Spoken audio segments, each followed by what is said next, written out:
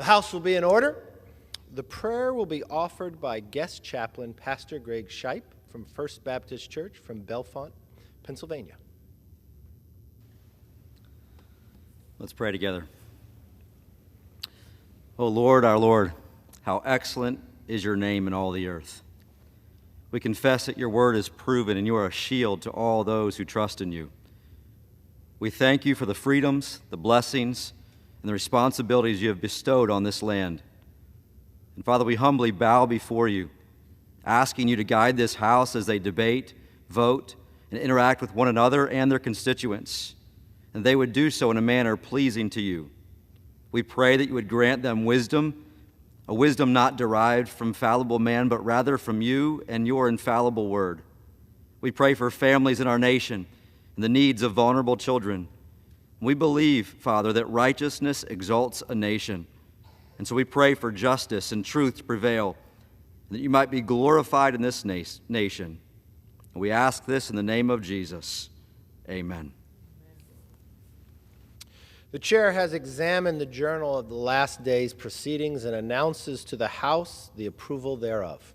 Pursuant to Clause 1 of Rule 1, the journal stands approved.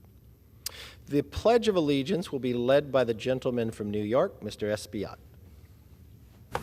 Allegiance to the flag of the United States of America and to the republic for which it stands, one nation, under God, indivisible, with liberty and justice for all. Without objection, the gentleman from Pennsylvania, Mr. Thompson, is recognized for 1 minute. Thank you, Mr. Speaker. Mr. Speaker, I rise today to recognize my pastor, Pastor Greg Shipe of the First Baptist Church in Bellefonte, Pennsylvania, who offered today's opening prayer in the United States House of Representatives. Pastor Shipe was ordained into ministry in 2009 and has served the congregation of the First Baptist Church since 2011. I'm fortunate to be a member of the First Baptist Church congregation. When he's not behind the pulpit, Pastor Shipe serves as the chaplain to the Logan Firehouse Fire Company and coaches recreational youth, soccer, and baseball. Pastor Shipe and his wife Connie are also busy raising 6 children. They are active foster parents as well. They use their experience to mentor other foster parents in Centre County and beyond. As a foster mentor, Pastor Shipe also serves on the board of Keystone Family Alliance, a bridge ministry helping to connect churches to foster agencies, to equip them in caring for children, and to provide resources to local agencies and foster families. Mr. Speaker, Pastor Shipe and his family continue to inspire those in our congregation as well as the entire community, and I'm thankful for my pastor and this mighty man of God. Thank you, Mr. Speaker, and I yield back the balance of my time. The chair will entertain up to 5 further requests for 1-minute speeches on each side of the aisle. For what purpose does the gentleman from Minnesota seek recognition? Seek leave to address the House for 1 minute. The gentleman is recognized. Mr. Speaker, I rise today to honor the life of Dale Schneider, who passed away last week at the age of 76. Born in St. Cloud, Minnesota, Dale took over the family-owned Sal's Bar and Grill in St. Joseph, Minnesota, from his parents in 1971. Sal's is at a crossroads of St. John's University and the College of St. Benedict, where all things Johnny's and Benny's reign supreme. For over 50 years, Dale kept thirsty students, faculty, and community members well hydrated and fed. Dale had a steel trap of a memory that helped him to remember names of college alumni years after graduation. And in some cases, he also remembered their outstanding bar tabs. I had the pleasure of getting to know Dale during my many visits to Sal's over the years. No trip to a Johnny's football game was complete without a post-game beer at Sal's. There is some solace in the fact that the next time I'm at Sal's, I'll likely see his son Kyle tending bar just like his dad. To Dale's wife, Diane, and the rest of the family, we pray that Dale's lasting memory gives you comfort during this difficult time. Great life lived. Mr. Speaker, I yield back. Gentleman yields back. For what purpose does the gentleman from the Bronx seek recognition? Ask unanimous consent to address the House for 1 minute, Mr. Speaker. The gentleman is recognized. Thank you, Mr. Speaker.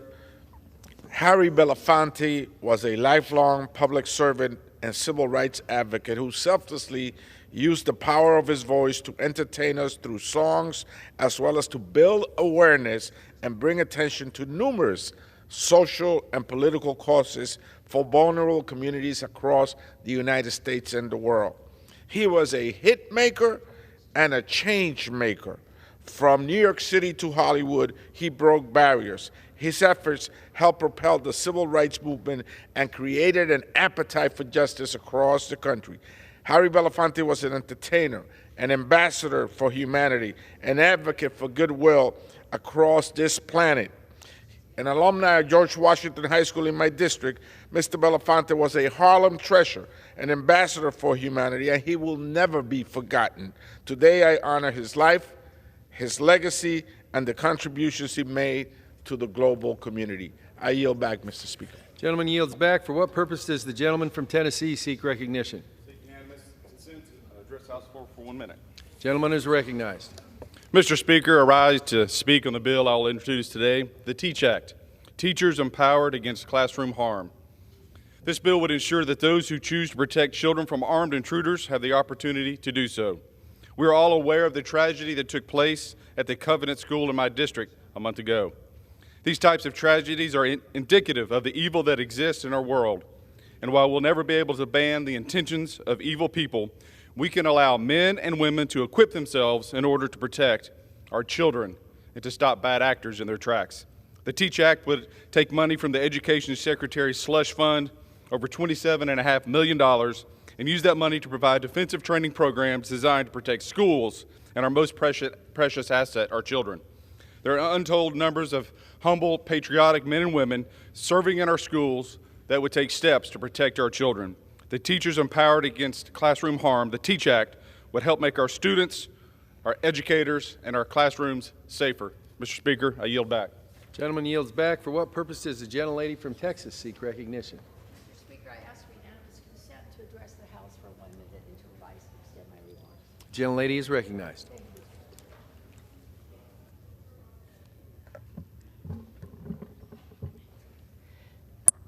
Mr. Speaker, I rise today in celebration of American Libraries Week.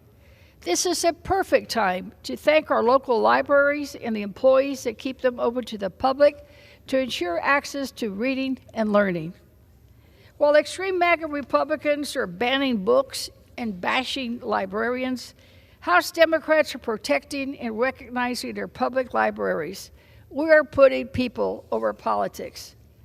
That's why I'm proud to honor my local library, the Houston Public Library.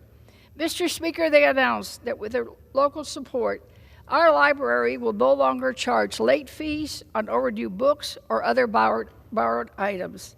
This is one of the many efforts that they're making to make sure that libraries are more accessible.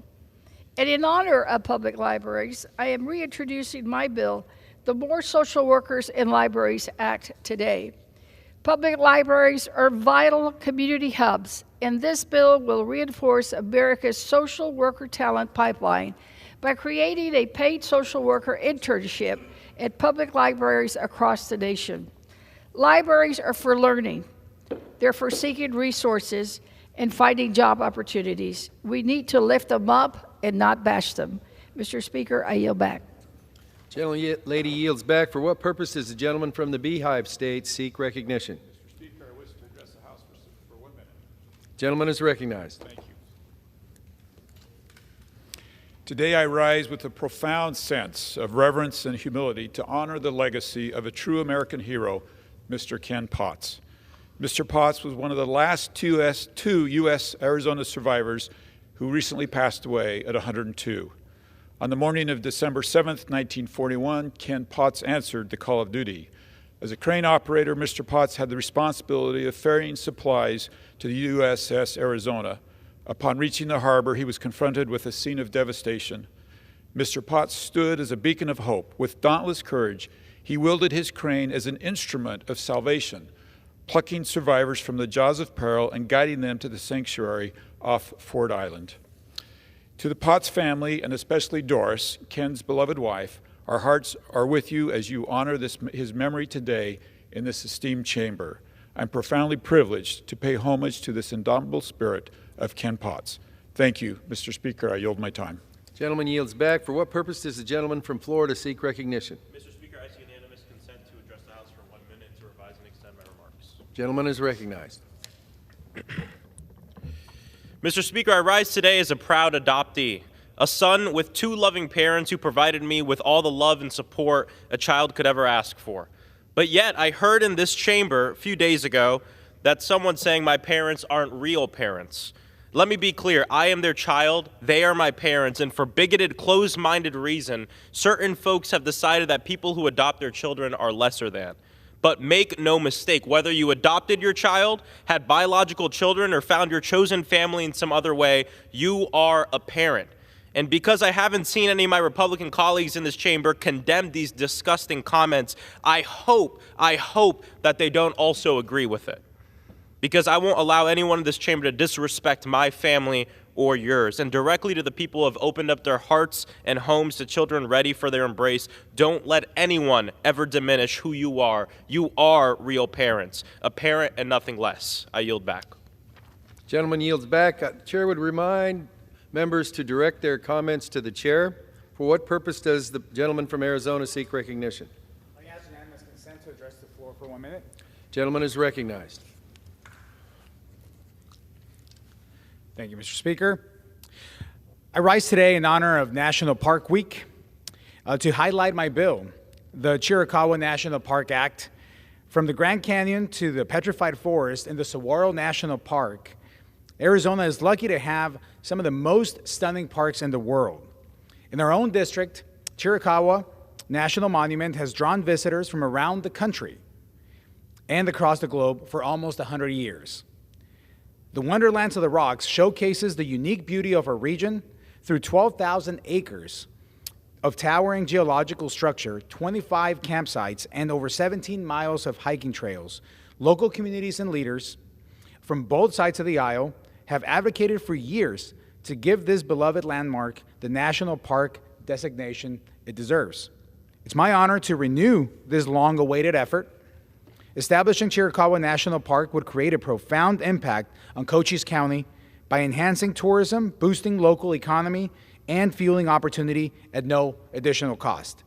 It's time to make this dream a reality and upgrade Chiricahua. With that, I yield back. Gentleman yields back. For what purpose does the gentleman from the Keystone State seek recognition? Mr. Speaker, I request unanimous consent to address the House for 1 minute and revise and extend my remarks. Gentleman is recognized. Thank you, Mr. Speaker. Mr. Speaker, I rise today to recognize World Autism Month and the efforts of North Central Pennsylvanians in supporting those with autism. In America today, 1 in 36 children will be diagnosed with autism spectrum disorder beginning in their first years of life. Although several factors may influence development of autism, each person with an autism diagnosis requires unique support. In Clarion and Venango Counties, Autism Tough Foundation works to raise awareness and support for autism through numerous sensory-free events each year. This month, more than 100 students at Keystone High School joined Autism Tough Foundation to raise awareness in their first Walk for Autism. Meanwhile, neighboring Potter County is one of the first in Pennsylvania to equip county agency with sensory kits to aid in communications and expressive language. Potter County is also home to Jasmine Floof, a service dog who specializes in assisting those with autism focus their attention and manage anxiety when accessing county services. This World Autism Month, I commend Potter County and Autism Tough Foundation for leading the state in supporting people with autism in their everyday lives. Thank you, Mr. Speaker, and I yield back the balance of my time. Gentleman yields back. For what purpose does the gentleman from Missouri seek recognition? Mr. Speaker, pursuant to House Resolution 327, I call up Joint Resolution HJ Res 39, disapproving the rule submitted by the Department of Commerce relating to procedures covering suspension of liquidation duties and estimated duties in accord with Presidential Proclamation 10414 and ask for its immediate consideration in the House. The clerk will report the title of the joint resolution. Union Calendar Number 24, House Joint Resolution 39, Joint Resolution disapproving the rules submitted by the Department of Commerce relating to procedures covering suspension of liquidation, duties, and estimated duties in accord with Presidential Proclamation 10414. Pursuant to House Resolution 327, the joint resolution is considered read. The joint resolution shall be debatable for 1 hour, equally divided and controlled by the chair and ranking minority member of the Committee on Ways and Means or their respective designees. The gentleman from Missouri, Mr. Smith, and the gentleman from Oregon, Mr. Blumenauer, will each control 30 minutes. The chair recognizes the gentleman from Missouri, Mr. Smith. Mr. Speaker, I ask unanimous consent that all members have 5 legislative days to revise and extend their remarks and submit extraneous material on the resolution under consideration. Without objection, so ordered. Mr. Speaker, I yield myself such time as I may consume. Gentleman is recognized. Thank you, Mr. Speaker. Today we take a bipartisan step towards holding China accountable for its trade abuses. These trade abuses are well known to all of us in this chamber. Most recently, this past December, President Biden's Commerce Department found that China is circumventing tariffs on imports into the U.S. by shipping solar products through not one country, not 2 countries, not even 3 countries, in fact, 4 countries in Southeast Asia. These tariffs were put in place by President Obama since 2012 to provide a level playing field for American manufacturers who were facing unfair competition in the U.S. market from the solar products that China was subsidizing and selling at unfairly low prices. By circumventing these tariffs by shipping its products through Cambodia, Malaysia, Thailand, and Vietnam, China has set up a solar panel export scheme that cheats American workers and consumers. So we know there's wrongdoing going on. We know China is cheating. And that's precisely why members of both parties were stunned and disappointed when the White House made the misguided decision to halt for 2 years additional tariffs on Chinese solar products being sent through these 4 countries. At a time when China has a dominant position in solar production, despite longstanding American innovation in this sector, should we really be telling the world that there will be less accountability for unfair trade practices? The answer is not just no. Mr. Speaker, it's absolutely no. But the President's proclamation to halt any new countervailing duties and tariffs does just that. And what's worse, it establishes a lesser standard of accountability for China than the rest of the world. The legislation before us today, House Joint Resolution 39, Congressional Review Act legislation on solar tariffs, will stop President Biden's proclamation that has given a free pass for 2 years to unfair solar imports from China that circumvent our trade laws. The United States must maintain crucial protections for American workers and our economy as a whole. We cannot surrender to China or any other country and put American workers at a disadvantage. This resolution has bipartisan support. I want to thank Representative Posey for leading this initiative and Ways and Means Committee members Dan Kildee of Michigan, Greg Murphy of North Carolina, Bill Pascrell of New Jersey, and Nicole Malliotakis of New York, and Claudia Tenney of New York. The fact that Democrats and Republicans on our committee are original co-sponsors of this resolution shows just how bipartisan the issue is. We have to confront the Chinese Communist Party's bad behavior. We have to hold it accountable. I urge you to vote in favor of this legislation, and I reserve the balance of my time. The gentleman reserves. The gentleman from Oregon is recognized. Thank you, Mr. Speaker. I yield myself such time as I may consume. Gentleman is recognized. Thank you. I rise in opposition to this resolution. My Republican friends continue to be in a state of denial for the climate crisis, the real and urgent sense that we have now. Last month in Houston, I had an opportunity to meet with 24 leaders of the renewable energy sector. They weren't concerned about rolling back the things that we've done. They wanted to accelerate it. The chairman and my Republican colleagues have spoken at length about the importance of increasing accountability for China's unfair trade practices and maintaining protection for American workers. It's interesting, though, that these same individuals voted against Democratic provisions to strengthen our anti-dumping and circumvention laws and reauthorize the Trade Adjustment Assistance in the American Competes Act. They all voted against the Inflation Reduction Act's provision to incentivize clean energy domestic manufacturing. And in fact, 2 days ago, they voted to repeal these provisions. This resolution would undermine America's hard-fought wins in the Inflation Reduction Act. There are problems. No doubt the Chinese are likely cheating. But President Biden struck the right balance by instituting a temporary freeze on these solar tariffs. This approach is how we fix the long-term problem.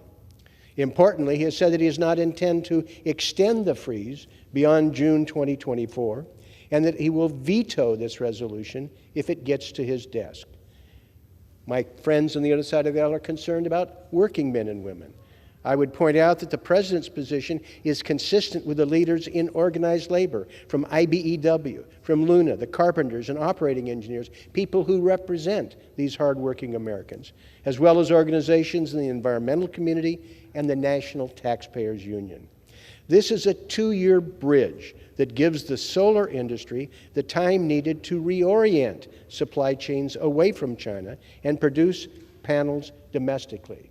We can't do that overnight, but we're committed to making that change. For too long, the United States has lacked a cohesive, renewable energy manufacturing policy. As a result, we've outsourced far too much of our production. In 2021, there are only 7 gigawatts of domestic manufacturing capacity. That's the reality. But the Inflation Reduction Act marks a significant departure from those flawed policies of the past. This legislation bakes in domestic content bonuses in clean energy credits to incentivize the industry to onshore production. But that takes time. It also revives the advanced manufacturing credit and created a new manufacturing production tax credit. The Inflation Reduction Act has already led to the announcement of more than 45 gigawatts of domestic solar manufacturing capacity. Again, my Republican colleagues voted to repeal all those incentives just 2 days ago. Ending the President's temporary initiative would immediately institute high retroactive tariffs in the hundreds of percent that would hurt solar development, increase energy costs, and lead to a supply reduction at exactly the moment when the climate crisis means that we need to ramp it up. Many of us in Congress worked for years to achieve the policy victories contained in the Inflation Reduction Act.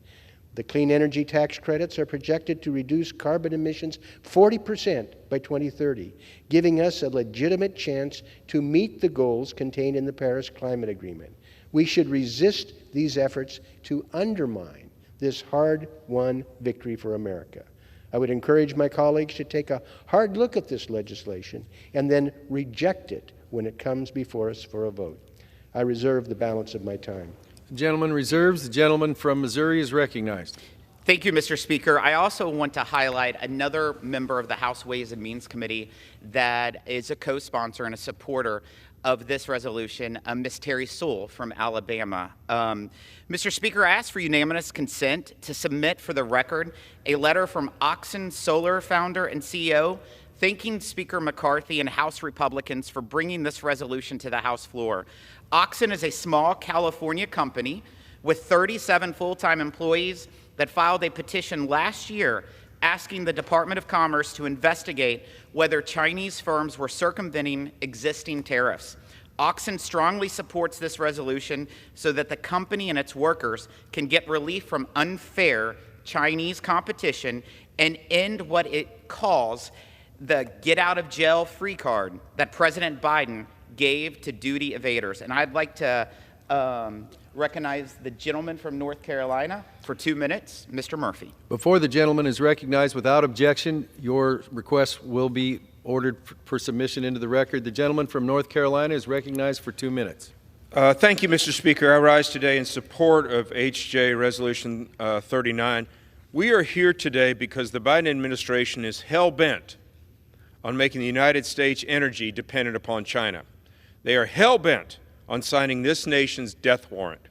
In pursuit of everything green, the Biden administration has given a free pass for Chinese solar imports to flow into this country, by all means, using an emergency proclamation. The last time a president used an emergency proclamation was for lumber in 1946, when American World War II veterans were returning home and they needed homes. But today, President Biden, or whoever's running the White House, is using it to waive tariffs on Chinese solar panels coming from Cambodia, Malaysia, Thailand, and Vietnam for 2 years. Helping war heroes is an emergency, but speeding up total dependence on our greatest adversary is another. It's an absolute abuse of executive power. It is helping our greatest adversary take control of this country. Why on God's green earth are we handing this nation's keys to the nation of China?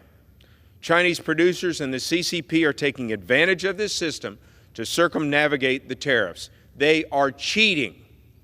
But don't just take my word, take the President's own Commerce Department, who determined that this would happen even before President Biden did his emergency proclamation. This is simply un-American and a clear, crystal clear abuse of emergency power by the President. We need to prioritize American manufacturing, not Chinese manufacturing. We need to produce the energy here in the United States, not handing this to China, our greatest adversary. I urge my colleagues subsequently to support this bill, House H.J. Resolution 39. With that, I'll yield my time back. The gentleman yields back. Does the gentleman from Missouri reserve? Reserve.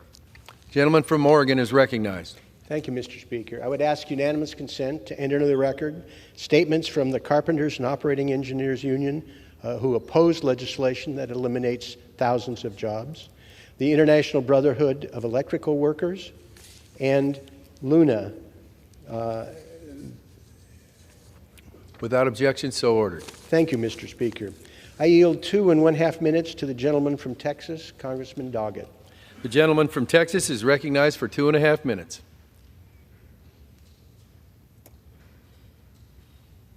Here comes the sun. It's more than a great tune. It's about a great renewable future. But our Republican colleagues refuse to see through the dark smoke of fossil fuels and fossilized thinking. They just blindly follow Trump at every opportunity to try to reduce progress on addressing the very real climate crisis. President Biden is both enforcing our trade laws and maintaining our commitment for more solar power by giving American companies a reasonable time to adjust their supply chains away from China and without an unreasonable disruption of installing more solar panels all across this country. And this temporary tariff pause ends in only about a year. But that's just not soon enough for those who are determined to disrupt our move to a clean energy future. And I must say this is a truly anti-business move because it penalizes companies that have relied on, in good faith, on the President's order. And it also, as my colleague from Oregon has just shown, it will kill a number of good-paying union jobs across this country. Despite the ice mess in Greenland and Antarctica melting at an average of about 420 billion tons every year, already raising sea levels in the Gulf of Mexico, Republican opposition in fighting climate change remains frozen in the past. Trading fossil fuel and fossil power for the power of the sun by getting as many solar panels as soon as possible is one way that more and more American families and American businesses can make their contribution to their own lower energy bills, but to help us respond to the climate crisis that is already engulfing America with wildfires and intensified weather, like tornadoes and floods and droughts in different places, and of course, hotter and hotter and hotter. At this dawn of a new clean energy era, now is not the time to eclipse solar. In Texas, we are already number 2 in the country among the states for solar capacity, creating thousands of new jobs and providing clean energy and lower energy bills to thousands of families. Austinites know that solar power saves them on their energy bills and saves them when storms disrupt the grid. I hope my colleagues will see the light, will see the power of solar, and join us in voting no on this misguided proposal. I yield back. Gentleman yields back. Does the gentleman from Oregon reserve? Gentleman from Missouri is recognized. Thank you, Mr. Speaker. I yield 4 minutes to the original sponsor of this resolution, the gentleman from Florida, Mr. Posey. The gentleman from Florida is recognized for 4 minutes. Thank you, Mr. Speaker, and I thank the gentleman, Chairman Smith, for yielding. Today we are considering a historic bipartisan resolution to support American solar manufacturers and workers and hold the Chinese Communist Party accountable for dodging our trade laws. H.J. Res. 39 will undo a Biden administration's rule that allowed Chinese solar manufacturers who use forced labor to dodge American trade laws and dump inferior product on the United States.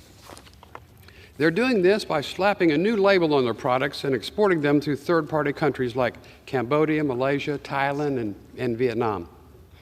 The Department of Commerce, in a preliminary investigation, concluded that the Chinese solar companies are in fact sending their products through these 4 Southeastern Asian countries to avoid paying a higher tariff. If left in place, this rule will benefit the Chinese Communist Party. Make no mistake about that. They are not our friends. They are an enemy, at the detriment of American companies and workers. Unfortunately, some believe we must tolerate China's bad decisions and remain dependent on adversarial nations to create renewable energy. That's a false choice, so says the AFL-CIO. The United States can and should focus its resources into developing our own solar products and boosting American competitiveness around the world, rather than supporting China's quest to dominate the market and control energy supply. This bipartisan resolution is a critical step to hold the Chinese Communist Party accountable for everything from their human rights abuses to their unfair trade practices, all the while protecting American solar manufacturers and workers. Why not be an exporter of great American products rather than an importer of cheap Chinese products? And for those who say they're clean energy advocates, I'd like to remind them that the Chinese solar panels are built without any environmental protection or controls whatsoever. American solar panels have environmental protection requirements. Most are aware, and I hope everyone in this chamber for sure is aware, that through economic dominance, China hopes to achieve military superiority. And we need to stop helping China do that. How good is this resolution?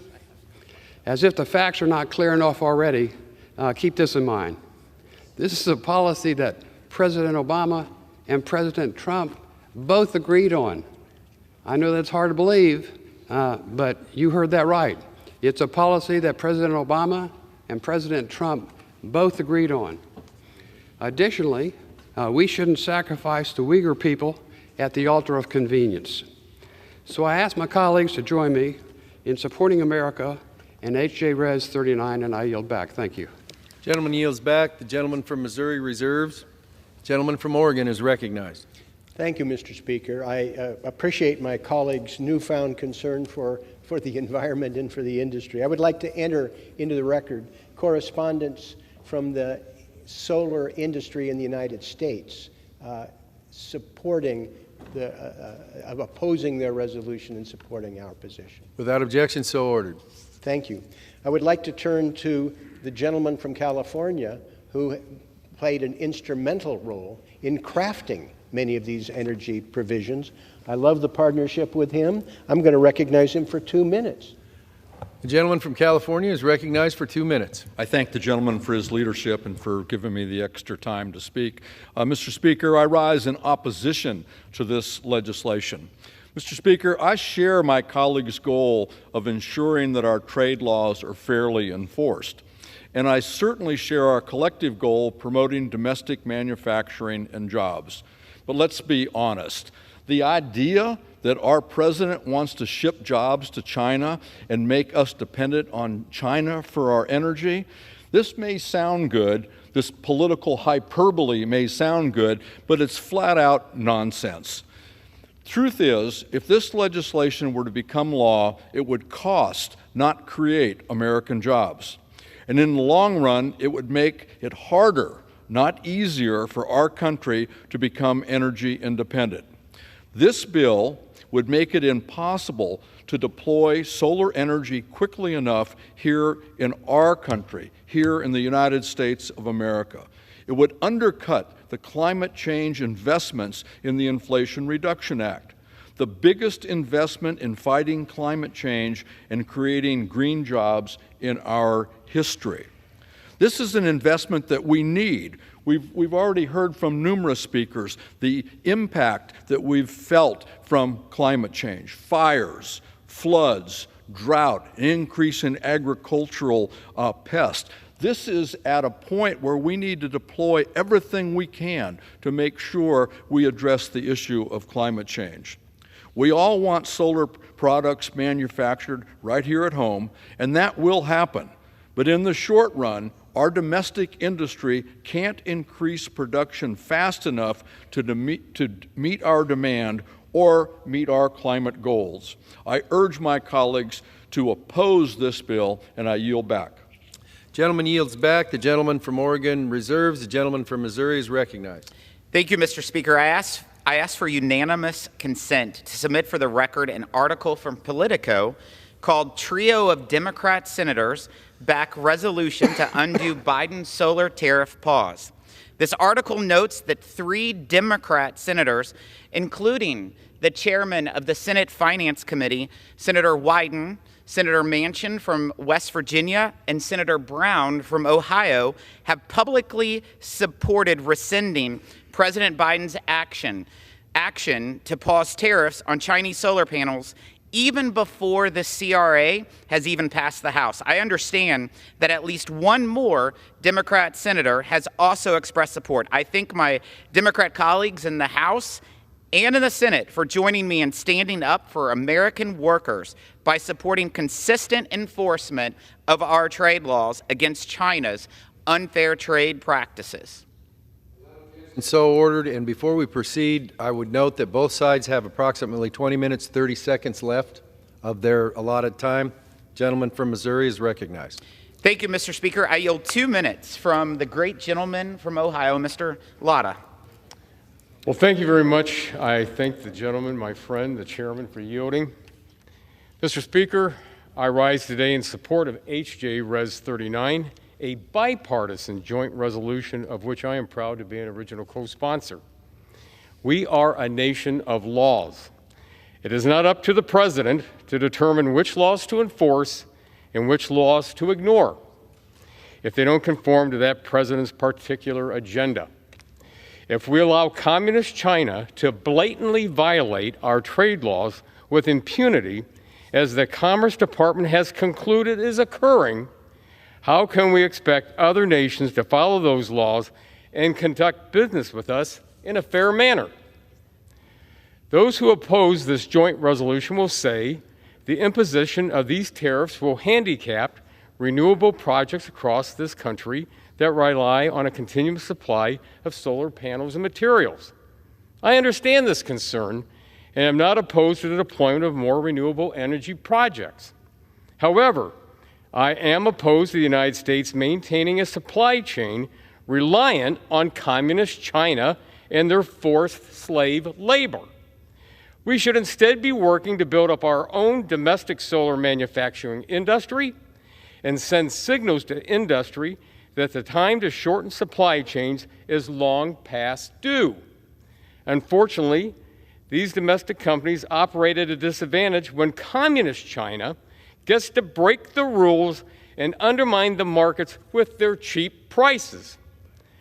I urge my colleagues to stand up for American workers and for American energy independence. Vote yes on H.J. Res. 39. And Mr. Speaker, I yield back the balance of my time. The gentleman from Ohio was recognized, yields back his time. The gentleman from Missouri reserves. The gentleman from Oregon is recognized. Thank you, Mr. Speaker. I yield 1 minute to the gentleman from Illinois, Congressman Davis. The gentleman from Illinois is recognized for 1 minute. Thank you, Mr. Speaker, and I thank the gentleman from Oregon for his leadership and for yielding. Mr. Speaker, solar energy is one form of electricity generation that is growing in the United States. Yet we do not have the economy of scale in manufacturing solar systems to meet supply and demand for industry or consumers. Solar energy accounts for 3.9% of total electricity generation in 2021, compared to 0.7% in 2014. Currently, domestic solar production is sold out for the next 2 to 3 years. In order to continue to address China's unfair trading policies, the United States, and allow America's solar industry to grow, President Biden's Proclamation 10414 declared an emergency with respect to U.S. electricity generation capacity by implementing a final rule that permits the importation of select cells or modulars without the payment of anti-dumping and countervailing duty temporary for 24 months. Therefore, I urge my colleagues to vote no and yield back the balance of my time. The gentleman yields back. The gentleman from Oregon reserves. The gentleman from Missouri is recognized. Thank you, Mr. Speaker. I ask for unanimous consent to submit for the record a statement from the Uyghur Human Rights Project in support of H.J. Res. 39. The statement highlights the close connection between the CCP solar industry and the ongoing human rights abuses and forced labor being perpetrated against the Uyghurs. This is bipartisan consensus that these practices are unacceptable and must be stopped. Without objection, so ordered. Thank you, Mr. Speaker. I yield 2 minutes to the gentlelady from the state of New York, Ms. Tinney. The gentlelady from New York is recognized for 2 minutes. Thank you, Mr. Speaker. I rise in support of H.J. Res. 39, critical legislation to undo the Biden administration's job-crushing solar policies.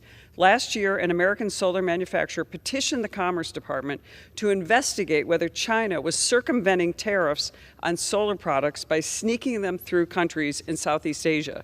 Before that investigation even finished, President Biden issued a proclamation to allow the imports of unfairly traded solar products from China. Later, just as we expected, it was discovered by the Commerce Department that China was indeed violating U.S. trade laws. President Biden's irresponsible proclamation is a slap in the face to American manufacturers. It allows Chinese solar companies to flood our market with their products tariff-free, hurting American jobs. It is the Green New Deal agenda at work. President Biden's proclamation also sends the message to trade cheats everywhere that U.S. trade laws don't matter. This invites even more cheating, and this is only the tip of the spear of the dangerous Green New Deal agenda. A recent report from the Coalition for Prosperous America revealed that the Chinese manufacturers could earn nearly $125 billion, and that's with a B, in U.S. renewable energy tax credits as a result of the so-called Inflation Reduction Act. This would be a significant boon to Chinese solar manufacturers on top of the massive giveaway given to China by President Biden's proclamation. We must stand with American manufacturers and jobs, not the Chinese Communist Party, and pass this crucial legislation. Thank you, Mr. Speaker. I yield back. Gentlelady yields back. The gentleman from Missouri reserves. The gentleman from Oregon is recognized. Thank you, Mr. Speaker. I would ask unanimous consent to enter into the record a statement from the National Taxpayers Union opposing the proposal from our Republican friends to raise tariffs on solar goods. Without objection, so ordered. I'm honored to recognize the gentleman from Virginia, Mr. Byer, for a minute. The gentleman from Virginia is recognized for a minute. Thank you, Mr. Speaker. Mr. Speaker, I believe almost all of us are here to make America stronger, to serve the people who sent us here. But this act will do exactly the opposite.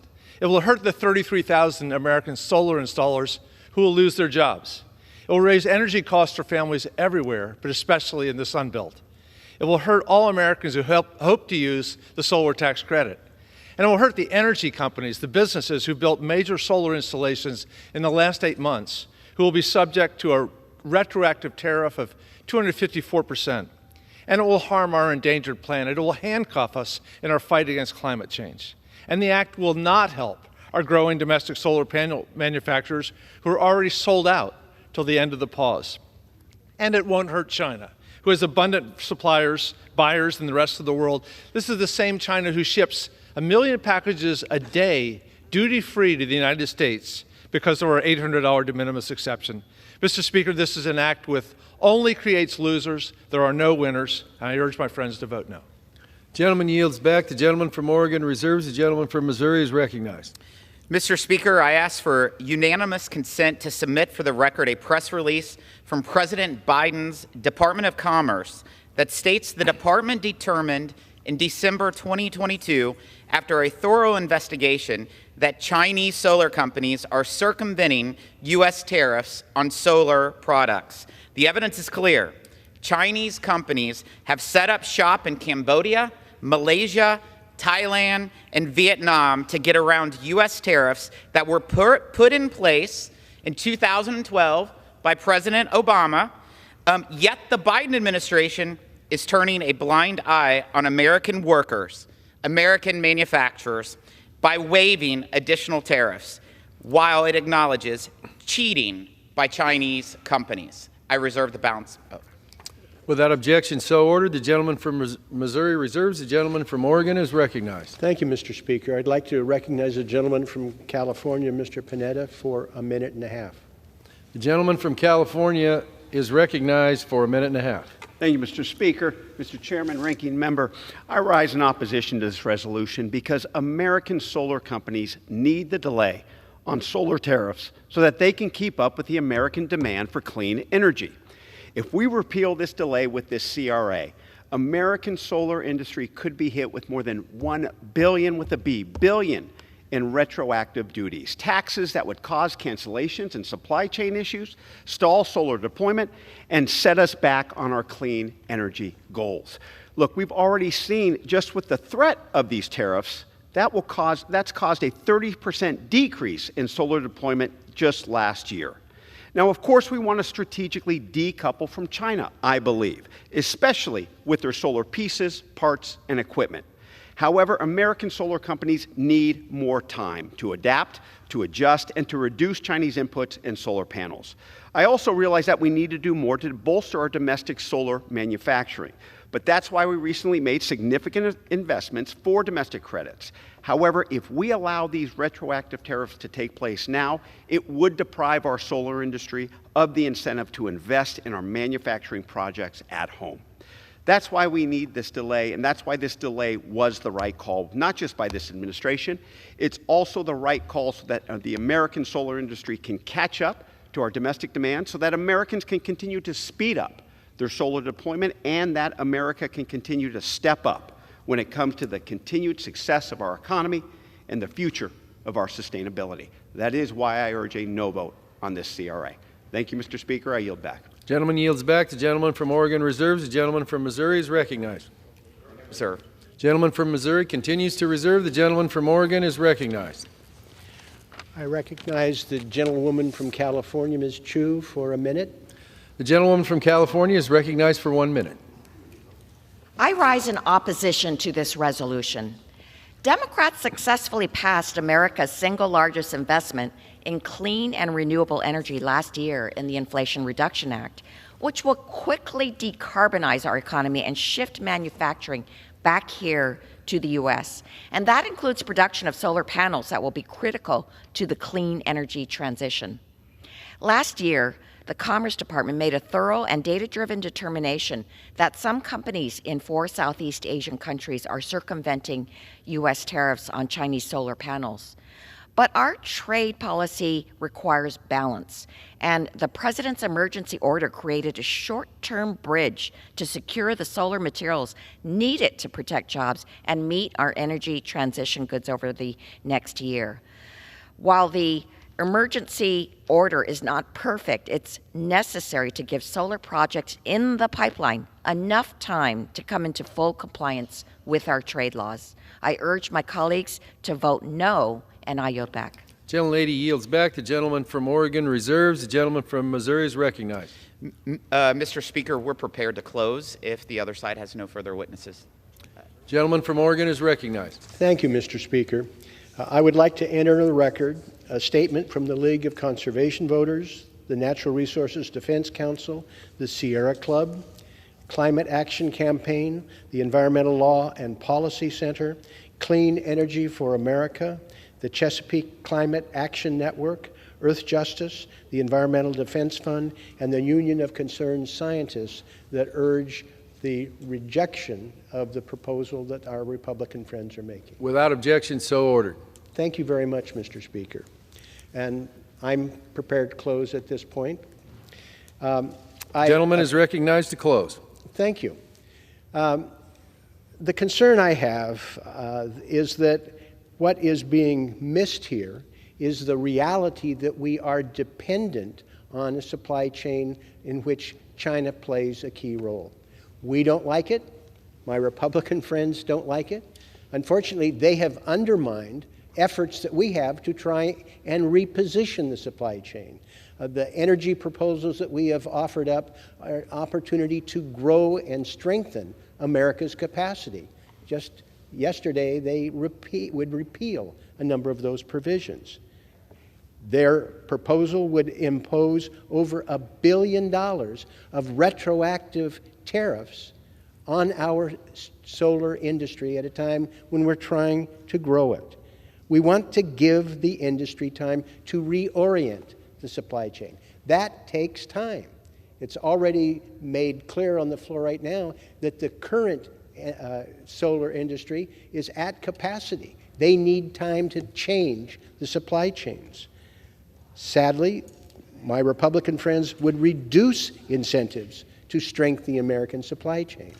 The reality is, in the past, we've allowed China to have a dominant position. We don't want that. We've offered up a variety of proposals that would strengthen, incentivize American business. But this proposal, if enacted, would punish American workers, would punish American business, and set us back on our climate goals. That does not serve anybody well. Instead, the Biden administration has offered a reasonable compromise, extending for 2 years the ability to continue the course here while we reorient the supply chain. I have a whole host of proposals if my colleagues want to be tough on China. Mr. Beyer referenced the fact that we have, through the de minimis provisions, we are allowing over 2 million packages a day into the United States stream of commerce, often, no doubt, used by forced labor, uninspected, and not paying tariffs. This is a simple common sense provision that we've offered up that would help change that. And we have others if people want to deal meaningfully with the Chinese challenge. But this doesn't. This doesn't change the reality of our current dependence on China for the supply chain. And indeed, it will complicate our ability to make the transition. I respectfully urge that we reject this resolution and allow the opportunity for our industry to get its footing and make the transition that we all want them to make. I appreciate the opportunity to share my opinions and a chance to yield back the balance of my time. The gentleman yields back the balance of his time under House Resolution 327. The gentleman from Missouri is recognized to close. Mr. Speaker, my grandfather always told me that actions speak louder than words. We've heard a lot of words about people standing up to China, this resolution will have every member in this body to have the opportunity to stand up to China. And this is the way to do it. I am so thankful that we have Democrat senators, including my counterpart, Senator Wyden on the other side of the aisle, that is willing to do the right thing for the American worker and to do what President Obama did in 2012 and to make sure that the solar industry works for America and not become beholden to China. Today, the U.S. Congress has the opportunity to send a direct message to China. And really, any country that thinks about violating trade policies or attempts to cheat American workers, that the U.S. will not tolerate such behavior. I appreciate the fact that this can be a bipartisan message. The White House made a very misguided decision when it chose to lift additional tariffs on China for 2 years. That action, in my view, sends the wrong message to the world, particularly when we know, based on findings by the President's own Commerce Department, that China is cheating American workers and consumers by circumventing tariffs right now. We have the opportunity today to act on bipartisan legislation that will turn out the lights on that decision and hold China accountable. To be clear, U.S. purchasers of fairly traded solar products will not pay a single penny of additional tariffs if this resolution is enacted. This is about protecting American workers, American jobs, and holding China accountable. I want to thank my colleagues on both sides of the aisle for introducing this resolution and fighting to protect American workers and American jobs. Mr. Speaker, I yield the balance of my time. Gentleman yields back. All time for debate has expired. Pursuant to House Resolution 327, the previous question is ordered. The question is on engrossment and third reading of the joint resolution. Those in favor say aye. Aye. Those opposed, no. The ayes have it. Third reading. Resolution disapproving the rules submitted by the Department of Commerce relating to procedures covering suspension of liquidation duties and estimated duties in accord with Presidential Proclamation 10414. The question is on passage of the joint resolution. Those in favor say aye. Aye. Those opposed, no. In the opinion of the chair, the ayes have it. The joint resolution is passed. Mr. Speaker. For what purpose does the gentleman seek I recognition? demand the yeas and nays. The yeas and nays are ordered. Those favoring a vote by the yeas and nays will rise. A sufficient number have risen. The yeas and nays are ordered. Members will record their votes by electronic device. This will be a 15-minute vote.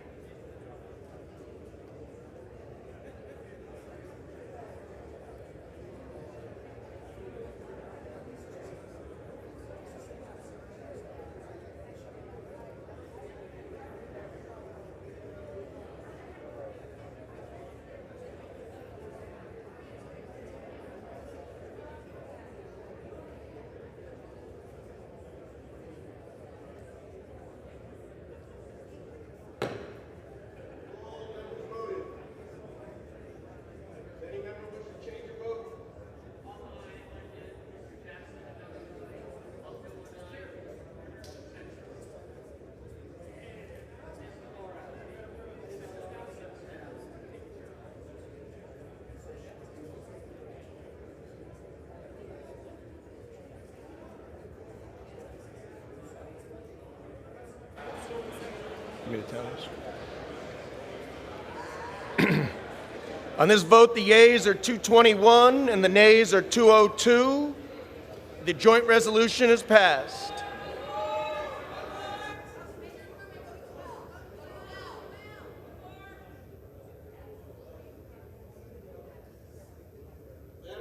The motion to reconsider is laid on the table.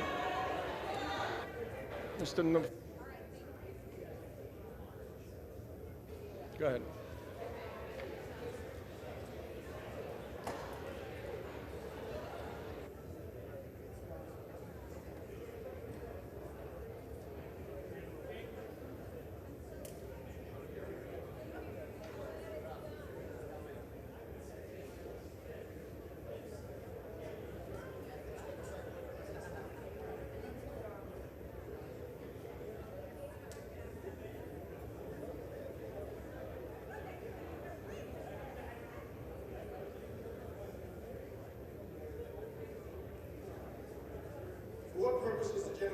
California seek recognition.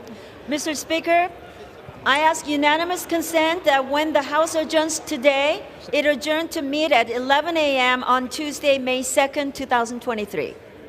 Without objection, so ordered.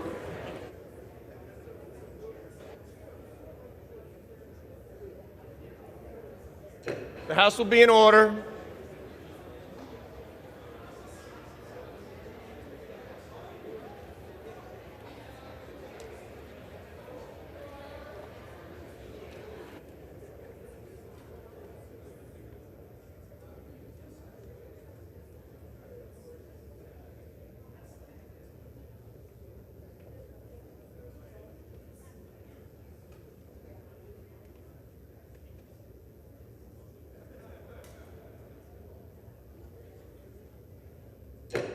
Will be in order.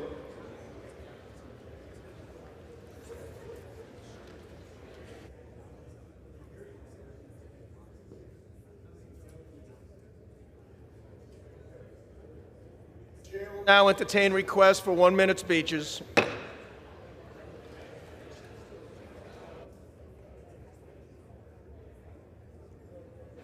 Where is she?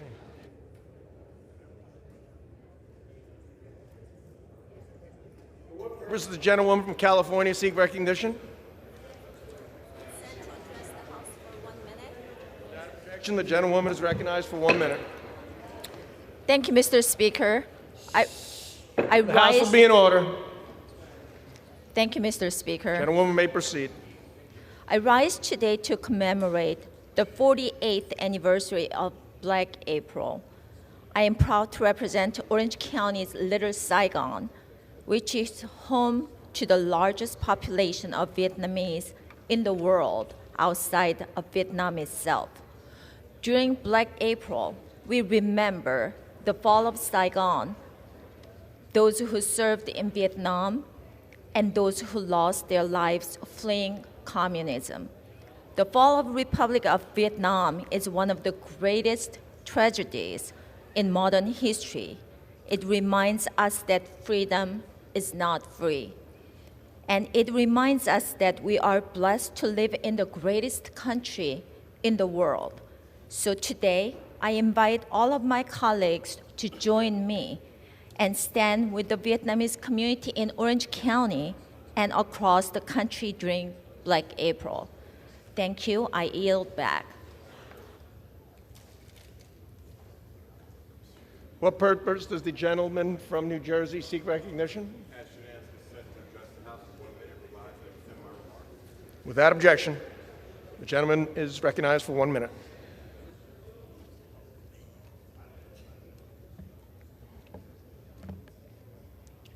Mr. Speaker, I rise today to discuss the importance of treating immigrants in a humane way. In a hearing at Homeland Security recently, we discussed an incredibly offensive collector's coin, or called a challenge coin, being sold online. It depicted a Border Patrol agent on horseback chasing a black Haitian migrant with a whip. The coin celebrated the incident and claimed to be circulating with Border Patrol agents. It disgusted almost everyone in the hearing, except for a prominent MAGA Republican who laughed about it. No one should find the abusive treatment of human beings funny. It is a national embarrassment.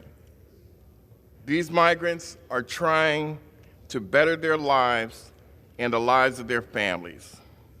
We need to have an effective immigration policy in this country, but we also need to make sure all migrants, regardless of the status, are treated humanely and fairly. And with that, Mr. Speaker, I yield back. Its time has expired. For what purpose does the gentleman from New York seek recognition? Speaker, I seek unanimous consent to address the House for 1 minute. Without objection, the gentleman is recognized for 1 minute. Well, thank you, Mr. Speaker. I rise today to recognize Gennaro Jewelers of Bellmore, New York, as they celebrate 100 years of service to Long Islanders. This renowned local small business has been a cornerstone of the community for 1 century, helping generations of New York neighbors provide wonderful gifts to their loved ones during good times and unfortunately bad. But not only is Gennaro Jewelers known for its fine wares, but under the leadership of my good friend Gary Hughes, the business also continues to give back to the Bellmore community and beyond. They are staunch supporters of law enforcement, of firefighters, of first responders, and they are dedicated to keeping those New Yorkers safe each and every day. With this long history of quality service in mind, I congratulate Gennaro Jewelers as they celebrate their 100th year serving the 4th Congressional District. New York's 4th Congressional District is enriched by presence of great businesses like Gennaro Jewelers, and I wish my good friend Gary Hughes and the entire team there much success in the future. Congratulations on 100 years. Mr. Speaker, I yield back my time. Gentleman's time has expired. For what purpose does the gentlewoman from Pennsylvania seek recognition? Mr. Speaker, I ask for unanimous consent to address the House for 1 minute and to revise and extend my remarks. Without objection, the gentlewoman is recognized. Thank you, Mr. Speaker. I am a mother myself. My children are now 27 and 30 years old, but I distinctly remember how challenging it was to have children in a 2-parent working family. I was a lawyer before I came to Congress, and I distinctly remember the panic when I had to bring my very active toddler son to court with me because his preschool was suddenly closed. I really feel for people who have ongoing issues finding affordable, reliable childcare. More than 38,000 children in Pennsylvania are waitlisted, 1,600 classrooms have closed, and hundreds of childcare positions remain unfilled. In my district in the Lehigh Valley, more than 1,500 children are waitlisted, and Carbon County is classified as a child care desert. But the child care crisis isn't just hard on parents, it's hard on child care providers too. Early child care workers in my district make just $28,000 to $32,000 compared with their elementary school peers making $52,000. The Child Care for Working Families Act, introduced yesterday on a bicameral basis, would help open more care providers and lower costs for parents, capping costs at 7% of a family's income. Putting money back in parents' pockets, raising wages for hardworking care providers, and giving kids more quality early childhood education, time has expired. That's working for people. Gentlewoman yields. For what purpose does the gentlewoman from California seek recognition? Mr. Speaker, I rise to address the House for 1 minute. Without objection. Thank you, Mr. Speaker. I rise to thank and celebrate the 50th birthday and retirement of Ernesto Mendoza for his dedicated service to our community, to protect and to serve the people of Los Angeles. Ernesto served our great country in the United States Army, overseas in Germany, then came home to serve in the Los Angeles Police Department with a combined total of 30 years of service. He consistently operates with integrity and honesty and has established strong, trusted leadership, retiring as a Detective 3 through various LAPD departments, including 77th Division and most recently, South Bureau. Ernesto, thank you for all that you have done for our community, and thank you for your service to our country. Enjoy your 50th birthday with your family, and I wish you a joyful retirement. Thank you, and I yield back. The gentlewoman yields. For what purpose does the gentlewoman from Virginia seek recognition? Speaker, I would request unanimous consent to address the House for 1 minute and to extend and revise my remarks. Without objection.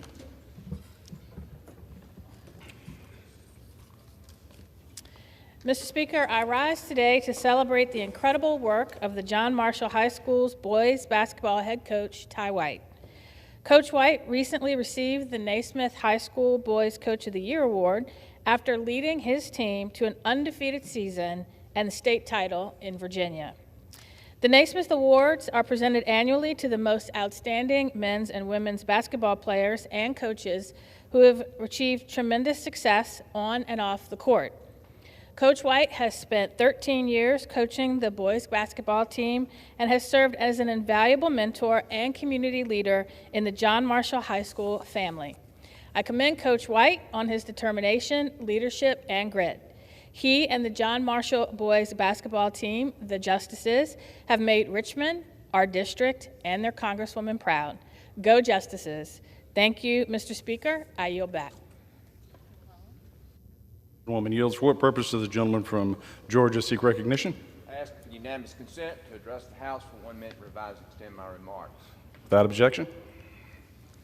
Thank you, Mr. Speaker. The modern America wants flexibility and choice. However, President Biden and Washington Democrats would rather force their radical labor agenda on the American people. That's why Senator Tim Scott and I introduced the Employee Rights Act, which represents the Republican vision for the future of the American modern workforce. Our bill updates our nation's labor laws by expanding workforce protections for independent contractors, entrepreneurs, franchises, and anyone else looking to learn a living on their own terms and live the American dream. This bill also offers political protections to employees by preventing heavy-handed union leaders from abusing membership dues, as well as ensuring the union election process is conducted by secret ballot, a right guaranteed to every American, so that employees are not intimidated or harassed for the way they vote. Supported by dozens of national, state, and local organizations, I'm proud to introduce this common-sense legislation that ensures workers' rights are protected from partisan union leaders and the heavy hand of this administration. Republicans stand with the 21st century worker, and it's time our labor policies do as well.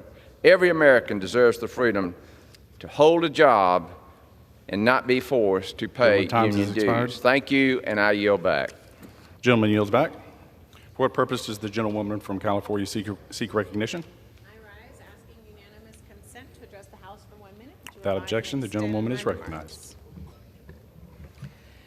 Thank you, Mr. Speaker. I rise today to honor the life and legacy of Harry Belafonte, who passed away this week at age 96. This is a hole in the soul of goodness. He broke barriers in Hollywood, becoming one of the first black faces on screen. His unique sound led him to success in the music industry with classics like Day-O or the Banana Boat song and Jamaica Farewell. His artistry spoke to the soul of many black Americans who did not see themselves represented in music or screen. He touched the West Indies diaspora of New York and lent that island sound to his top hits. He had great success with his Calypso album when it topped the charts for 31 weeks straight before a man known as Elvis Presley came on the scene. He also took up the mantle on civil rights to work alongside Dr. Martin Luther King Jr., Stokely Carmichael, and others to promote racial equity. He will be remembered as a multi-talented entertainer who shattered barriers while continuing to battle racial justice and help clear the way for those who came after him. May we remember his powerful legacy and his remarkable efforts to progress justice, equality, and civil rights. Thank you, and I yield back. The gentlewoman yields back. For what purpose does the gentleman from Georgia seek recognition? Ask unanimous consent to address the House for 1 minute to revise and extend my remarks. Without objection, the gentleman is recognized. Mr. Speaker, I rise today to recognize Jenny Gentry, who has been selected as the 2023 recipient of the Legacy of Leadership Award from the Girl Scouts of Historic Georgia.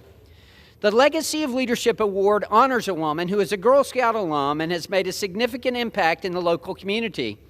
A native of Atlanta, Jenny made Savannah her home after graduating from college. She joined J.P. Morgan Chase in May of 2019 on the commercial banking team covering the Savannah area and surrounding communities. Since moving to Savannah, Jenny has been active in the community, serving on a number of civic and nonprofit boards. She is currently the board chair for Goodwill Southeast Georgia and has previously served as the board chair of the Savannah Area Chamber of Commerce, YMCA of the Coastal Empire, and United Way. Jenny also serves on the Savannah Community Foundation Board as well as the Chatham-Savannah Homeless Authority. Thank you, Jenny, for your continued dedication to the Savannah community, and congratulations on your well-deserved honor. Thank you, Mr. Speaker, and I yield back. The gentleman yields. For what purpose does the gentleman from California seek recognition? Without objection, the gentleman is recognized. Thank you, Mr. Speaker. I rise today in support of the Green New Deal, which I'm proud to co-sponsor with Senator Markey and Representative Ocasio-Cortez. Now, we are in a climate emergency, and we must work together to fight back and build an economy for everyone. An economy that just doesn't meet the threats of climate change, but also directly invests in our communities. Everyone deserves safe water to drink, clean air to breathe, and a healthy place to live. And right now, we're not just failing the next generation, we're failing Americans today. This impacts all of us, from low-income communities who have been victims of environmental injustice to the millions of people whose livelihoods depend on agriculture. And we must be prepared to lead and understand the link between housing and climate justice. Our cities need active and green public transit and walkable neighborhoods. We can build a sustainable future and create good union jobs. Our country needs a Green New Deal, and I pledge to keep fighting for those values every single day. Mr. Speaker, I yield back. The gentleman yields. For what purpose does the gentleman from Florida seek recognition?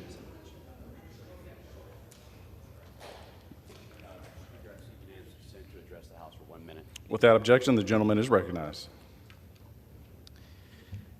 Today I rise to recognize and to remember Patricia Sutherland McCree.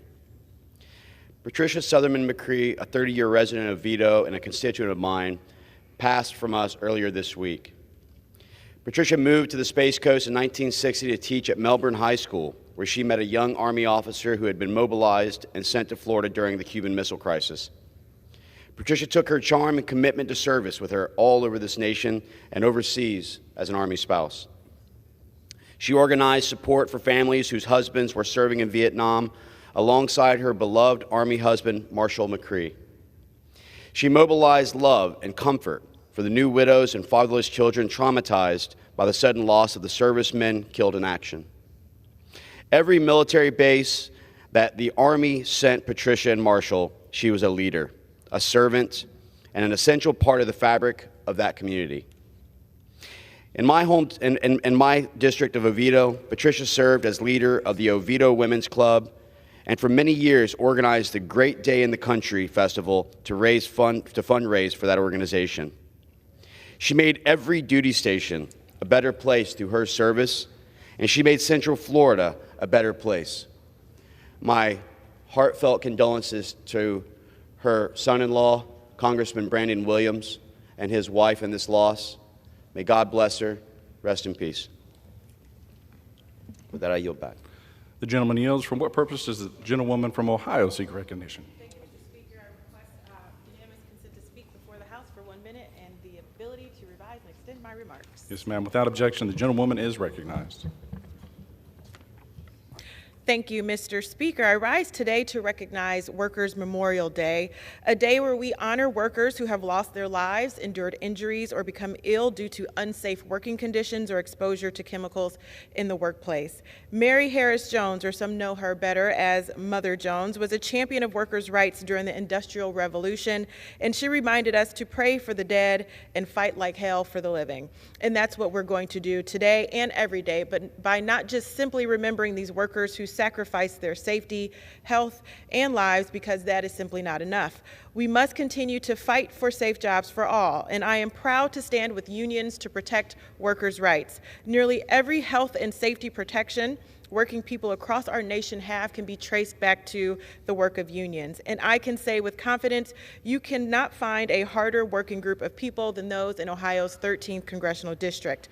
We are resilient, dedicated, and determined, and we deserve strong workplace standards to protect the health and safety of our neighbors, co-workers, and families. I will continue to stand with unions in the fight for dignity in the workplace so all Ohioans can feel safe and secure when they go to work each day. I thank all of my colleagues in advance for remembering and recognizing April 28th as Workers' Memorial Day, and thank you, Mr. Speaker. I yield back. Yields back. For what purpose does the gentleman from South Carolina seek recognition? Without objection, the gentleman is recognized. Mr. Speaker, I rise today to recognize and congratulate Bolanos IGA, a family-owned, legendary establishment in the Cherry Grove section of North Myrtle Beach, on its 75th anniversary. This iconic brand started with the Bolano family in 1948. Today, the Bolano family has 8 different businesses, everything from gas stations to ice cream shops to a seafood restaurant that occupy over 4 square blocks with more than 175,000 square feet of retail shopping. It seems like every corner has a splash of that iconic Bolano red. Local businesses are the heart and soul of my district of South Carolina and indeed the nation.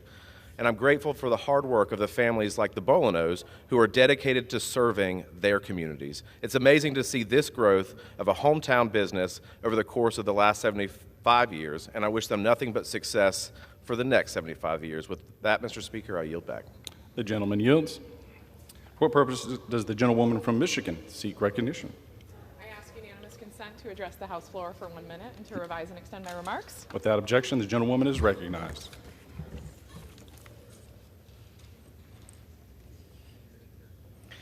Today I rise in support of the bipartisan Protecting Sibling Relationships in Foster Care Act. Several students from my district have written in and asked me to support this essential piece of legislation, and frankly, they have a really good point. We know that CPS investigations and removals are traumatizing for children. When we keep kids together in foster care, we protect them from adverse experiences, provide them with continuity, and help expedite the delivery of services to them at a critical time. Currently, it's estimated that 53 to 80% of these children are separated from one or more of their siblings while in care. This can't continue. There are overwhelming psychological, academic, and operational and humanitarian reasons for supporting this legislation. This bill would increase the placement of siblings together in foster care and encourage the development of programs designed specifically for sibling groups. It's pragmatic, it's bipartisan, and most importantly, it's good for our kids. I call on my colleagues to do right by our children and support this legislation as well. I yield back the remainder of my time. The gentlewoman yields. For what purpose does the gentleman from Ohio seek recognition? Speaker, I ask unanimous consent to address the House for 1 minute. Without objection, the gentleman is recognized. I rise today to recognize the talented and diligent students in our 8th District who participated in our annual Congressional Art Competition. This year, we received 230 submissions from 8 schools. The artwork from these dedicated students is on display at the Pyramid Hill Sculpture Park and Museum until April 30th, and it's available online as well. One standout student received the grand prize victory for her art submission. I'd like to congratulate Paige Harris, who was our grand prize winner of the 2023 8th District Congressional Art Competition. Paige is an 11th grader and attends Baden High School, and her urban renewal work will be placed on display in the United States Capitol for the next year. Last week, I had the honor to meet Paige and her fellow art competition participants and her family as well. We celebrate their hard work, their skills, and their creativity. I thank them all for their participation. I yield back. The gentleman yields. For what purpose does the gentlewoman from Texas seek recognition? Speaker, I ask to address the House unanimous consent for 1 minute. Without objection, the gentlewoman is recognized. As we approach the month of May, I want to remind everyone that we honor our mothers of this nation. Mothers who have nourished, calmed, encouraged, celebrated, cheered those who have made their way in life. Mothers who've had difficult times, challenges, but yet continued to be there. I want to be able to honor mothers who are taking care of children who are not their own. And in this month of May, I will select mothers from my congressional district and some from around the nation to honor over the month of May and say thank you for what you do. That's why, as well, I voted against the draconian Republican budget that wanted to cut SNAP, supplemental nutrition to help our children, wanted to cut veterans benefits for women veterans who are in desperate need, and wanted to, again, squash women's rights and reproductive rights. Mothers are, in fact, the anchor of this nation, and I celebrate them and will celebrate them in this coming month with cheer, applause, recognition, and honor. I yield back. The gentlewoman yields. For what purpose does the gentleman from California seek recognition? I seek unanimous consent to address the House for 1 minute if I extend remarks. Without objection, the gentleman is recognized. Mr. Speaker, today over 187 million Americans use natural gas, as well as another approximately 50 million use propane because it's affordable, it's available right here in North America. Over half the country uses this product. Over 45 million stoves and ovens, 61 million water heaters, $73 million space heaters use natural gas across the country, which provides consistent, reliable energy for heating and for cooking, etc. Our nation is the largest consumer of natural gas and one of the largest producers of natural gas due to the miracle of hydraulic fracturing. It's an integral part and reliable part of our energy arsenal over the decades. Yet states like California and now the Biden administration can't seem to admit the unreliable alternatives are trying to force upon all of us that they aren't the be-all, end-all. They can't seem to admit that these technologies have not advanced to a point where they can rely on solar or wind, a tiny part of our grid, for all of our needs. Democrats are content to source foreign energy to fill in the gaps where their green energy falls way short. Republicans and other common-sense Americans know we need all of the above energy approach to fill our energy needs. Natural gas, oil, hydropower, geothermal, nuclear, and biomass are all an important part of the grid, not just windmills, not just solar panels. We need all the above. I yield back. The gentleman yields. For what purpose does the gentleman from California seek recognition? Body for 1 minute without objection. Without objection, the gentleman is recognized. Mr. Speaker, today I rise to commemorate the fall of Saigon, also known as Black April, on April 30th. Today, the Vietnamese American community are business owners, teachers, police officers, American soldiers. The Little Saigon community exemplifies the American dream and has always stood for the land of opportunity. This Sunday marks 47 years since Vietnamese refugees came to America. Today, I also ask my colleagues to remember the 58,000 American soldiers that made the ultimate sacrifice for freedom for Vietnam. Mr. Speaker. Gentleman yields. For what purpose does the gentleman from New York seek recognition? Mr. Speaker, I ask unanimous consent to address the House for 1 minute and to revise and extend my remarks. Without objection, the gentleman is recognized. Thank you, Mr. Speaker. I rise today to recognize Ida DiCaprio in honor of her 90th birthday.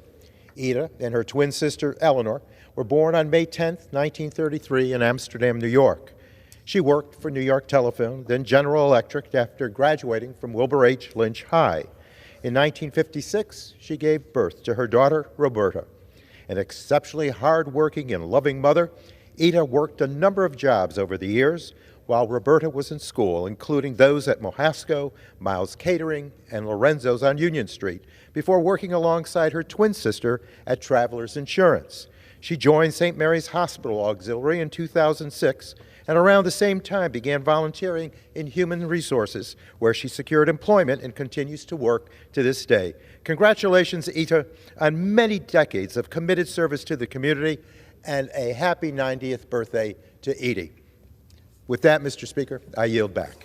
The gentleman yields. For what purpose does the gentleman from North Carolina seek recognition? Mr. Speaker, I ask for unanimous consent to address the House for 1 minute to revise and extend my remarks. Without objection, the gentleman is recognized.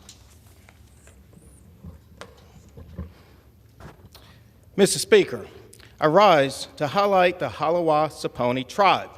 The tribe has over 4,000 members living in the 1st Congressional District of North Carolina. The tribe, led by their fearless chief, Richardson, welcomed people near and far as they celebrated 58 years of state recognition. Mr. Speaker, I had the honor of attending the Halawa-Saponi powwow in Hollister, one of the largest powwows in the state. The powwow, the first in 3 years because of COVID, celebrates a rich history and strong cultural heritage filled with traditions passed down from generation to generation. Mr. Speaker, I'm thrilled to announce that I will soon introduce legislation calling for their federal recognition. I yield back. Yields. For what purpose does the gentlewoman from Hawaii seek recognition? Without objection, the gentlewoman is recognized. Thank you, Mr. Speaker. This week, I voted against the Default on America Act, a reckless debt limit proposal that would force Americans to suffer through pandemic-level economic pain once again because of brutal spending cuts put forth by House Republicans. The Default on America Act would buy us less than a year's reprieve from default on the backs of hard-working American families, keiki, kupuna, and veterans. 22% across-the-board cuts for critical safety net programs would mean 13 million fewer health visits for our veterans. 300,000 children would lose Head Start slots and families access to child care. 1 million seniors would get kicked off of Meals on Wheels, and the list goes on. We need to put people over politics. We cannot afford to gamble with the lives and livelihoods of everyday Americans. Instead of these pilau rotten cuts, we should be focused on ending child hunger, keeping people housed, taking care of our kupuna, and improving access to veteran services. The Treasury says we have less than 60 days until our nation is expected to default on our loans. America is waiting for us to do the right thing and pass a clean debt limit increase now. I yield back. The gentlewoman yields. The chair lays before the House a communication. The Speaker's Rooms, Washington, D.C., April 28, 2023. I hereby designate the period from Saturday, April 29, 2023, through Monday, May 8, 2023, as a district work period under Section 3Z of House Resolution 5. Signed, Kevin McCarthy, Speaker of the House of Representatives. Under the Speaker's announced policy of January 9th, 2023, the gentleman from Texas, Mr. Green, is recognized for 60 minutes as the designee of the minority leader. You're recognized. And still I rise, Mr. Speaker. And I rise today as a proud descendant of the enslaved people who are the foundational mothers and fathers of our country. They are the persons who laid the economic foundation that we all reside upon today. And Mr. Speaker, I rise today to give an update on the conscience agenda. I rise to give an update because we've had something new that we have to add to the agenda. Previously, we've announced that the agenda would consist of expanding a Slavery Remembrance Day. August 20th of 1619 is a day that will live in infamy. It was a seminal moment in time for this country because it was on that day that persons upon a ship, the White Lion, docked at a place called Point Comfort, near what we now call Norfolk, Virginia. On that ship were persons of African ancestry. The first 20 Africans, there may be some debate as to the number, but approximately 20 is what is recorded in most places, it seems. First 20 Africans who were traded for goods. They became the first enslaved people in this country. August 20th of 1619, a day that was a seminal moment then and a seminal moment now because of the impact that it has had on our country. Slavery should be remembered. We have a Holocaust Remembrance Day, and I completely, absolutely, and totally support it. I was at the Holocaust Remembrance Ceremony just recently, where we commemorated those persons who were victims of the Holocaust. We have a 9/11 Remembrance Day. We have a Pearl Harbor Remembrance Day. We must have a Slavery Remembrance Day. I'm proud to let the world know that this House of Representatives did pass a resolution commemorating slavery remembrance. It did not make it through the Senate, but the House did pass it. I'm also honored to say that our president, the Honorable Joe Biden, recognized Slavery Remembrance Day with a press release. And last year in Houston, Texas, we had an official Slavery Remembrance Day commemoration breakfast. And at that breakfast, we had over 1,000 people in attendance. We will have another such breakfast on August 20th of this year. Slavery Remembrance Day is a part of the conscience agenda. We also have on the conscience agenda the awarding of a Congressional Gold Medal to the enslaved Americans of African ancestry, a Congressional Gold Medal to them. Why? Because in this country, we have reviled the enslaved and revered the enslavers. In this country, we've named military bases and schools after enslavers. We've not done such things to any great degree that I'm aware of for the enslaved persons. We revere the enslavers and revile the enslaved. And there is something a little bit more sinister associated with this. It is the notion that there seems to be an expectation that the descendants of the enslaved behave as perfect victims. Behave as perfect victims. Allow your ancestors to be dishonored. Allow them to be disrespected. Be the perfect victim. Allow schools that you send your children to be named after enslavers. Allow military bases that your young people will go to and serve when serving in the military. Do this and don't complain. Don't complain. It's okay. After all, they were the enslaved. But we will salute, revere, and give great honor, lionize those who were the enslavers. Something sinister about that, expecting the descendants to appreciate the revering of the enslaved while reviling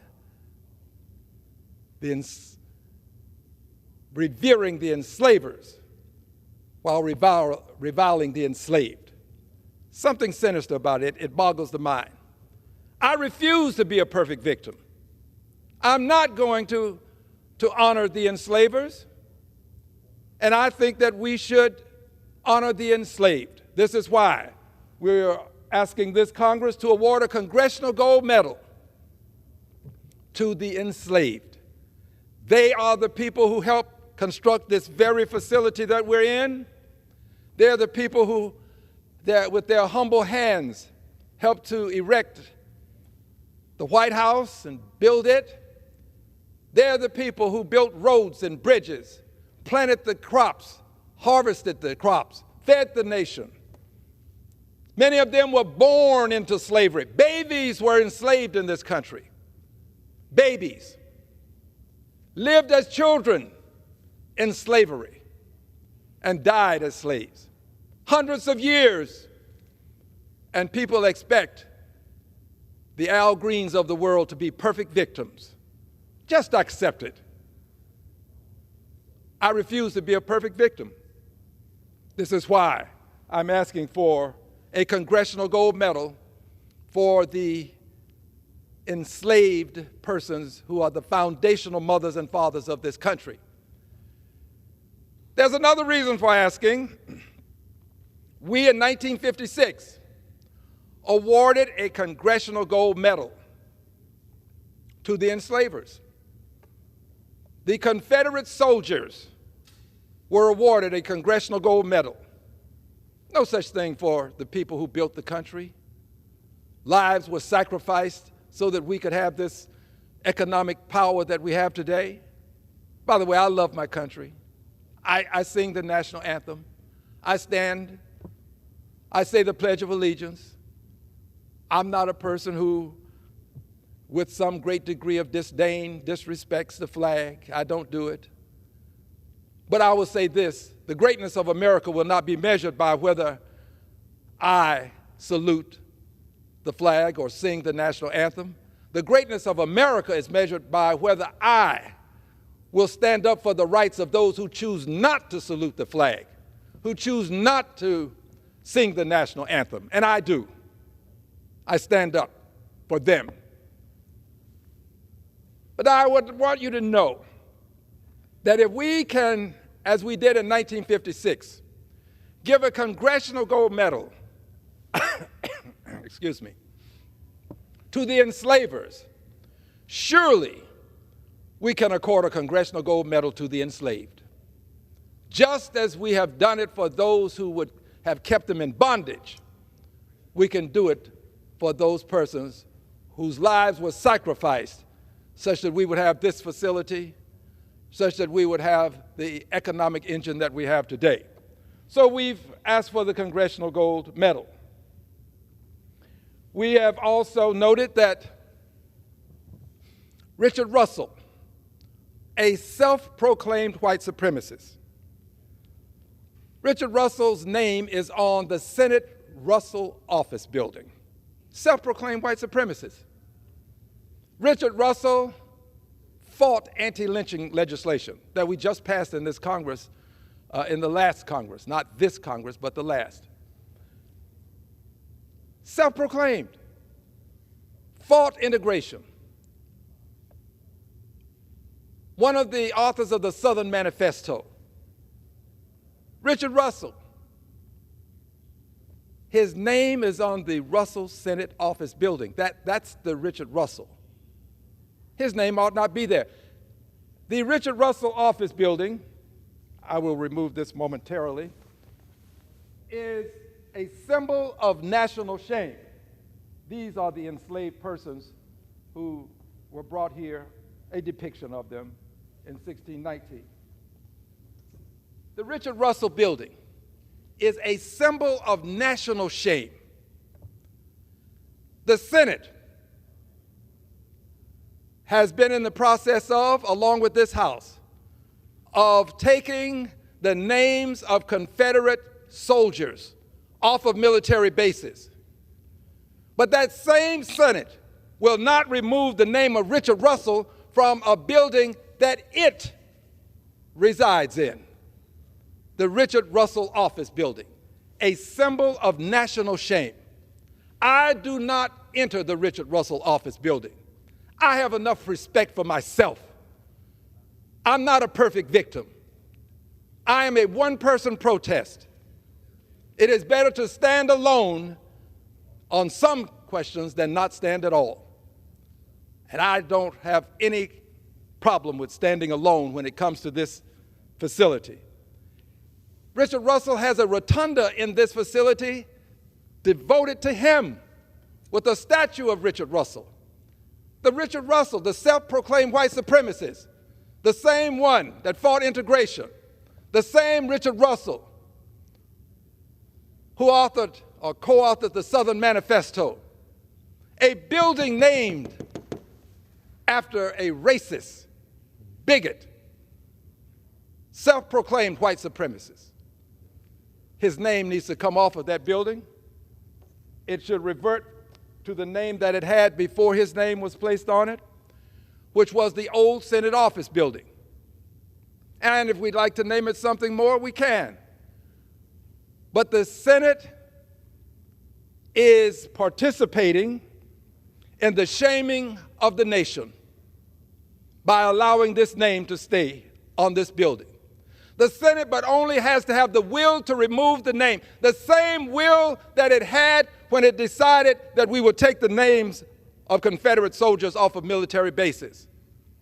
If the Senate can take the names of Confederate soldiers off of military bases, surely it can acquire the will to remove Richard Russell's name from a building that the Senate has control over. It's a symbol of national shame. So now to the update. Not only is Richard Russell's name on the Senate office building, his name is also on legislation. I'm not the perfect victim. His name is on legislation.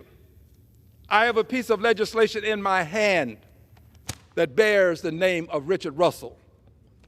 I will not single this piece of legislation out because there are other pieces.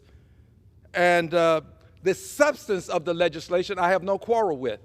But I do take issue with having legislation named after a person, in honor of a person who is a self-proclaimed white supremacist, in honor of a person who fought anti-lynching legislation, same person who co-authored the Southern Manifesto. I refuse to allow it. I will not participate in it, and his name should be removed from the Russell Senate office building. This piece of legislation, as I have indicated, bears his name. It is the Richard B. Russell National School Lunch Program. His name shouldn't be on a school lunch program. It shouldn't. I can think of some other names that would be removed immediately, if not sooner, if they were on a school lunch program. I can. His name should be removed.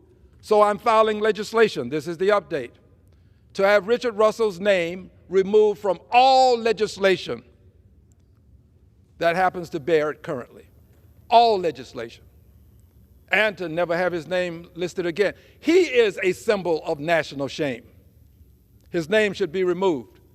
I refuse to be the perfect victim. The expectation that I don't respect myself enough to stand up for myself.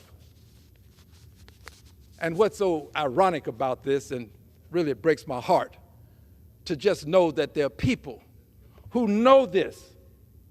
They know this. People of color, African ancestry, they know this.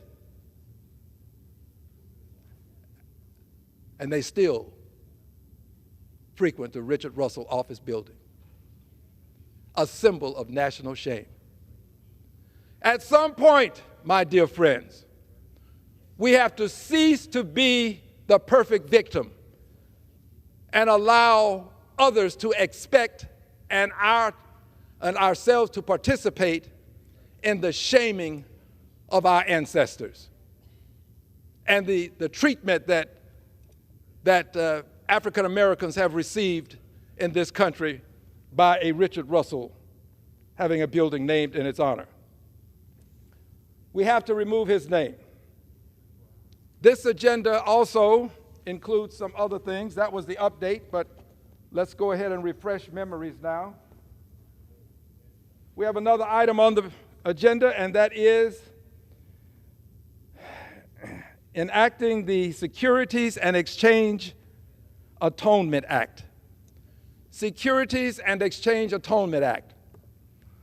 Friends, I had the honor, the singular honor, of serving as the chairperson of the Oversight Subcommittee on the Financial Services Full Committee.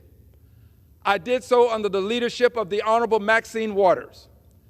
And under her leadership, we found that there are banks in this country, the big banks, the major banks. These banks, through their predecessor institutions, these banks literally made loans so that masters, as they were called, could buy slaves, enslaved people. So they would buy them. And if the master did not make the payments, defaulted, the bank repossessed the people, treated them as chattels.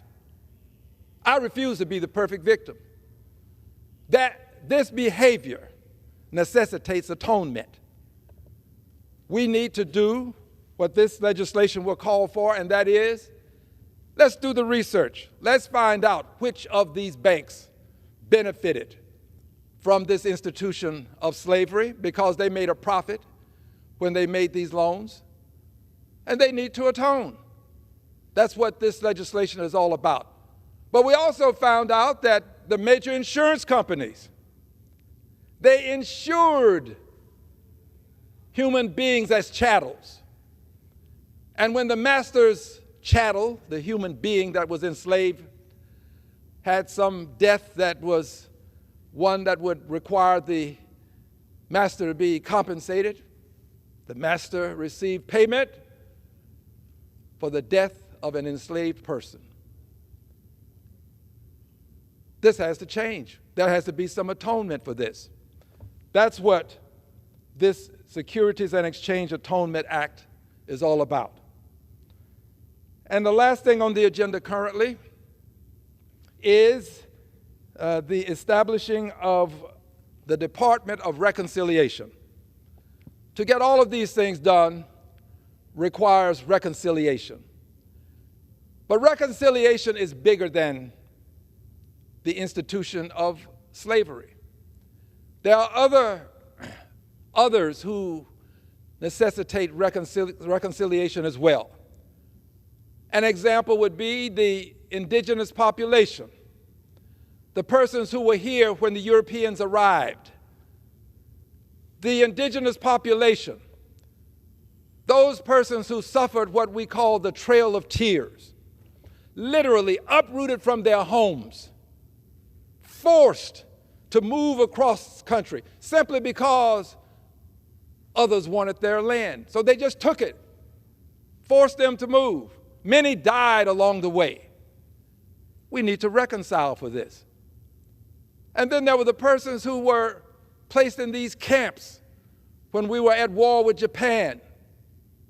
Their homes lost, property lost. We need to reconcile. There is reconciliation that must be had, and this department would help us do this. We have right now a Department of Labor to deal with labor issues, and we have a Secretary of Labor. The Secretary of Labor reports directly to the President.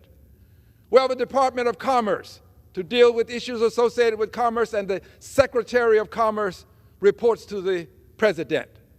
We need a Department of Reconciliation with a Secretary of Reconciliation and undersecretaries of reconciliation to deal with all these various areas that need to be reconciled, and that person should report directly to the President. Reconciliation is not going to occur over one presidency. It's not going to occur in a few years. It may take decades, but we will have the department to get it done. Just as we are going to keep a Department of Commerce, we should have and maintain, keep, if you will, a Department of Reconciliation. It is absolutely necessary for us to do this. And if we should do so, we can also deal with some other issues that require reconciliation. This is the way a great nation should respond a nation that requires liberty and justice for all.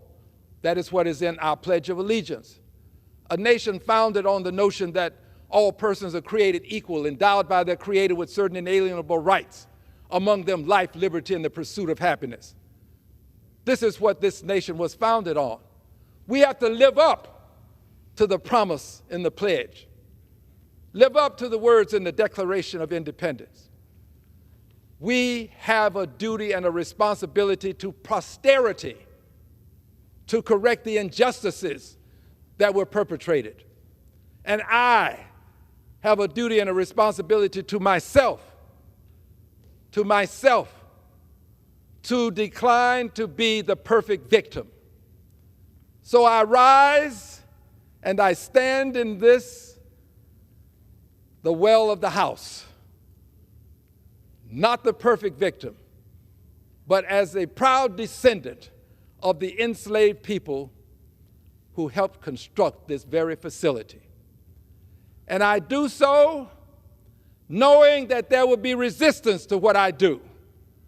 But I do so knowing that that resistance cannot withstand the bending of the arc of the moral universe toward justice for the enslaved people who are the foundational mothers and fathers of this country.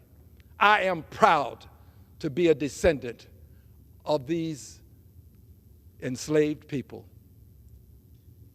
And I yield back the balance of my time.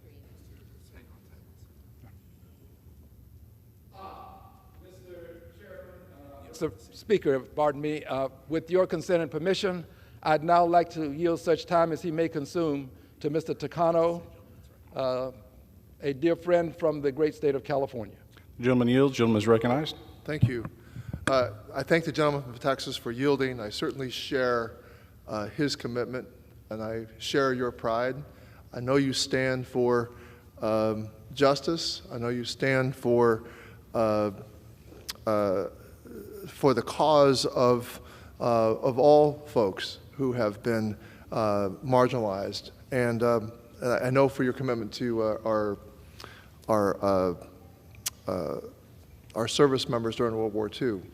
But Mr. Chairman, I would like to take, Mr. Speaker, at this moment, I'd like to take a moment to thank a member of my staff on the House Committee on Veterans Affairs for his valued service to veterans, this Congress, and our country. Miguel Salazar joined our committee as our communications director in 2019 as Democrats took back the House, and was an integral part of the committee's efforts to deliver meaningful change for our nation's veterans.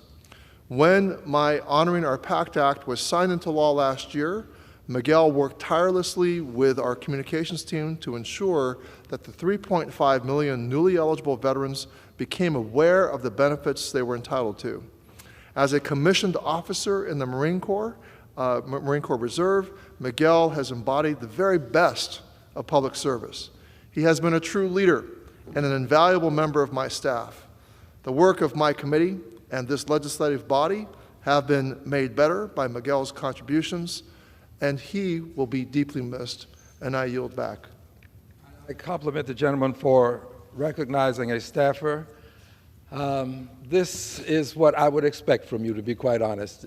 You have demonstrated in your years in Congress a desire to see that all people are treated fairly, and you have not only demonstrated a desire, but you've actually demonstrated it by way of a voting record that evidences the will to see that it's done. So I compliment you, and it's what I would expect you to do. Would the gentleman yield? Of course, I was trying to remember your cause, which was the Merchant Marines. Mariners, yes. Merchant Mariners during World War II.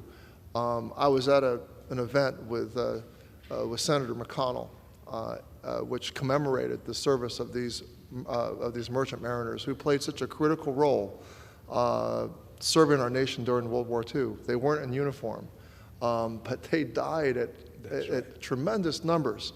And I share your concern, Mr. Green, that we need to do something for these surviving Merchant Mariners before they all die. They served our country in an incredible way. Well, thank you for that, and I also would thank you for helping us to shepherd it through the House in the last Congress. We didn't get it through the Senate, but it got through the House because of your hands, and I appreciate it. You're welcome, Thank you sir. much. Thank you. And Mr. Speaker, before I yield the floor, following the example of my colleague, I would like to commend an employee, actually an intern, who has worked in our office and has been of great service to us. Because this is an intern, I won't give the full name, but her first name is quite similar to my name. My name is Alexander. Most people know me as Al. Hers is Alex. And Alex is with us today. She is a person that, quite frankly, has matured beyond her years and has rendered a great service to our country. So, Alex, thank you very much for your service to your country. And I yield back the balance of my time. The gentleman yields. Under the Speaker's announced policy of January 9th, 2023, the gentleman from California, Mr. Kiley, is recognized for 60 minutes as the designee of the Majority Leader.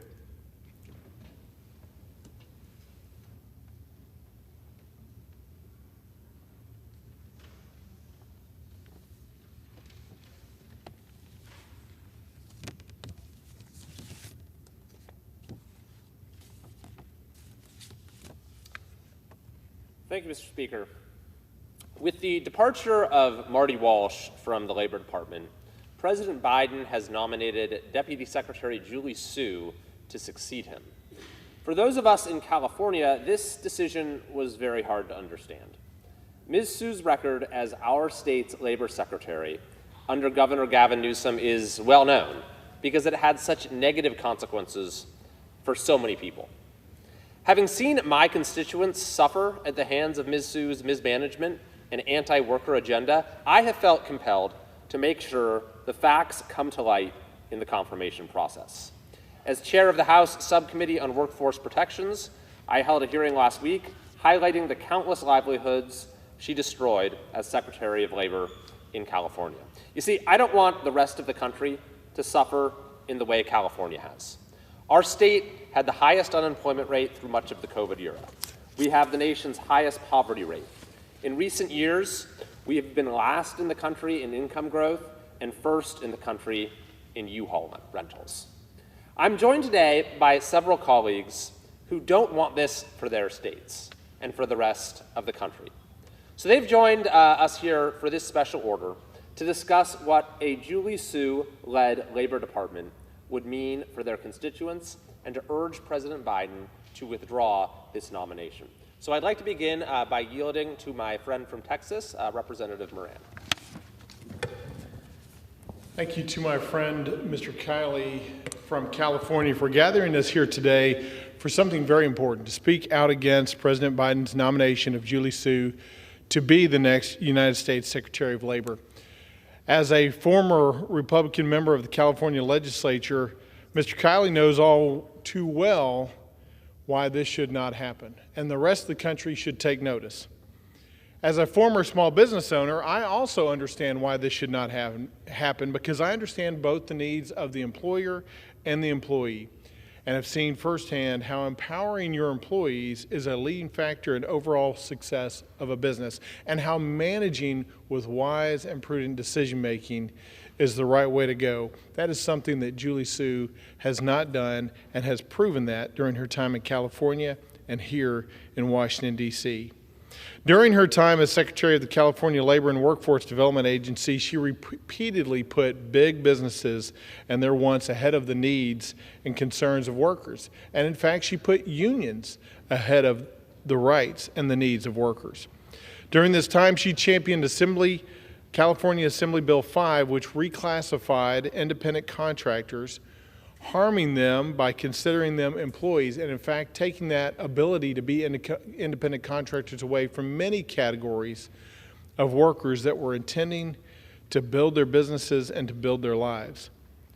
In doing so, it forced them into these formal employment relationships intended for no other purpose, and I want to pause there, for no other purpose than to drive up union enrollment. She's simply doing the bidding of big unions. On top of this, during the pandemic, Ms. Su's office facilitated the distribution of more than $30 billion in fraudulent claims the largest exhibition of fraud in California's state history. When we look at what we want out of a labor secretary, we certainly want wisdom, and we want the ability to manage the department. And neither of those is present as characteristics in Ms. Sue. I'm deeply concerned about the fate of hardworking Americans under the direction of Julie Sue as Secretary of Labor. She does not understand the needs of workers, the responsibilities of employers, and has repeatedly demonstrated, as I mentioned, poor judgment in her official capacity. To try to dissolve the ability for workers to have that independent contractor relationship is simply misguided. Unfortunately, Julie Sue is just another example of the Biden administration nominating someone who is neither qualified nor possessive of the right judgment to lead a department. Rather than work towards enacting meaningful policy that will benefit all Americans, the Biden administration continues to nominate individuals like Ms. Sue who are certain to enact the president's liberal agenda and proposed policies, allowing him and his administration to bypass Congress and to bypass the American people. The misguided policies executed in California under Ms. Sue when she was Secretary of Labor and Workforce Development there do not reflect the needs or the wishes of the East Texans that I represent, nor Americans as a whole. So I urge my colleagues in the Senate to reject the nomination of Julie Sue for Labor Secretary. I thank you, Mr. Chairman. I yield back to Mr. Kiley. Thank you, Mr. Moran, and you really hit the nail on the head that if this nomination goes through, it is hardworking Americans, millions of American workers who will pay the price. I'd next like to yield to the representative from Virginia, Mr. Good. Thank you, Congressman Kiley, for hosting this special order. Julie Sue has already auditioned for the job as Secretary of Labor, failing miserably and proving beyond a reasonable doubt that she is unfit for the position. For 2 years now, Ms. Sue has been second in command at the Department of Labor, and all we need to do is look at the rules and regulations that have been issued under her watch. Her Department of Labor has incentivized and pressured retirement plans to focus on woke ESG guidelines instead of making investment decisions based on return on investment. Her DOL has undermined the right of religious organizations to hire according to their beliefs if they want to participate in federal contracts, discriminating against them and essentially violating their civil rights. Her DOL has redefined the definition of joint employers to harm the independence of franchisees. Her DOL has undercut independent contractors to make the federal government more like California. Yeah, that's what we want to do. That's the example we want to follow. And then maybe people will start fleeing the United States the way they're fleeing California today. Her DOL has raised the minimum wage for employers on federal contracts to $15 an hour. And while she was the Labor Secretary in California, she ignored the warnings from the United States Department of Labor to improve fraud protection against the jobless benefit payments she was issuing. And this is coming from the Biden administration, who wants to give as many benefits to as many individuals as possible with essentially no verification of qualifications. Of course, in this administration of failing forward, instead of being reprimanded, she's being considered for a promotion to the nation's top labor job. But we all know who Julie Sue is. We know that she will take her orders from anti-American big labor and further assault right to work. So all senators who value small businesses and workers' rights should oppose her nomination. And I yield back. Thank you very much, Mr. Good. And, your point about making the rest of the country like California, that is explicitly what they're trying to do here.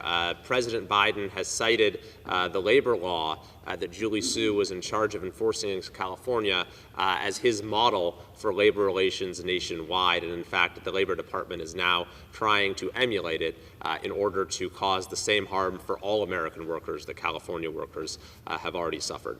I'd next like to yield to the representative from Illinois, Congresswoman Miller. Thank you, Congressman Kiley, for hosting the special order to oppose Deputy Secretary Sue as the next Secretary of Labor. The Biden administration's radical Department of Labor attempted to unconstitutionally fire 84 million Americans unless they took the COVID vaccine and handed over their personal medical files to prove it. Under Joe Biden's leadership, the federal government has been weaponized to go after American workers, causing permanent damage to small businesses and the lives of working Americans. As vice chair of the House Committee on Education and the Workforce, I support a full oversight investigation to hold the Biden administration and Deputy Secretary Sue accountable over OSHA's unconstitutional and illegal COVID vaccine mandate.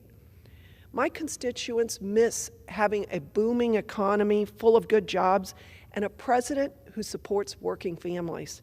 In Congress, I will always defend hardworking Americans from leftists who want to strip away our freedoms and our ability to provide for our families. Thank you.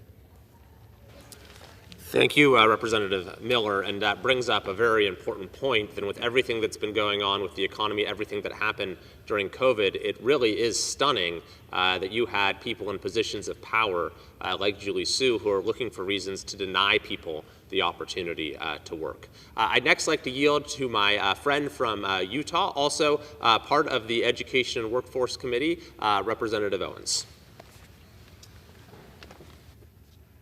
Thank you, my friend. I appreciate it. I rise today in opposition to the nomination of Julie Su for the U.S. Labor Secretary. I've always been told you can get some idea of a person's future judgment and skill based on their past judgments and skill. Ms. Su has a history that's very instructive. It was during her tenure as Secretary of Labor and Workforce Development Agency in California that put the Golden State on a fast track to bankruptcy and economic collapse. Because of Ms. Su's leadership, hundreds of business headquarters have fled the state. Between 2020 and 2022, over 500,000 Californians have left the state for greener pastures. As an executive, the primary responsibility for any state that you're representing is you should be growing it, not expelling your citizens. Ms. Su's reign has shown a failure in both judgment and skills. Under her watch, over $31 billion of California COVID funds was delivered to bank accounts of fraudsters. At the same time, delays and red tape plagued legitimate COVID relief claims, those who desperately needed it. Caving to the demands of union bosses, Ms. Su has been and will continue to be totally tone deaf to business owners, never understanding Americans who build our nation's tax base, who power our middle class, who pays her salary, and who through robust employment is a source of union dues. She literally turned her back on the goose that lays the golden egg, the California's risk-taking business owners. At the behest of the union bosses, she instead launched an all-out assault on independent contractors critical to the success of the gig economy. At every government post Ms. Su has been appointed to, she has prioritized non-revenue producers, the union bosses, and unelected bureaucrats. Her priority has always been with those who empty the government coffers instead of those small business owners who through work, risk, expansion, paying their taxes, replenishes it. After forcing Californians who can't afford it to leave, the Democratic-controlled legislation then figured a way to tax departing citizens several years after the taxpayer's departure. Sad that this wisdom and creativity wasn't used on the front end to keep them from leaving instead. Unsurprisingly, the Biden administration plans to continue its disastrous anti-growth, anti-small business policies under the leadership of Ms. Su. American families and workforce are hurting from 40-year record inflation, supply chain disruptions, and high energy prices. Ms. Su is not the right person to tackle Americans' pressing economic challenges. I call on the White House to withdraw Julie Su from the confirmation process for Secretary of Labor and prioritize America's families, the workforce, and economic growth. Thank you, and I yield back. Thank you very much, Representative Owens, for those very on-point remarks. You said it very well, that this nominee is anti-business and anti-growth and anti-worker as well. And I think it's important for us to have a sense of perspective here, that this is such a vital moment, a moment of vital importance for the American workforce. We're coming out of an era of unprecedented upheaval, and we're heading towards an era of, in many ways, unpredictable transformation. So for the top labor position in America, we need a secretary who is competent and qualified, who is pro-worker and pro-small business, who will work with Democrats and Republicans alike, who is fair, and who understands what has made the American workforce the greatest engine for human progress the world has ever known. Simply put, Julie Su is not that person. Her record in California makes that all too clear. Indeed, during the pandemic, Julie Su and her Employment Development Department, known as the EDD, became the national poster child for government failure. I saw this firsthand as a state representative. Millions of Californians had their legitimate unemployment claims wrongfully withheld for weeks, months, or sometimes indefinitely under Su's mismanagement. And you don't need to take my word for that.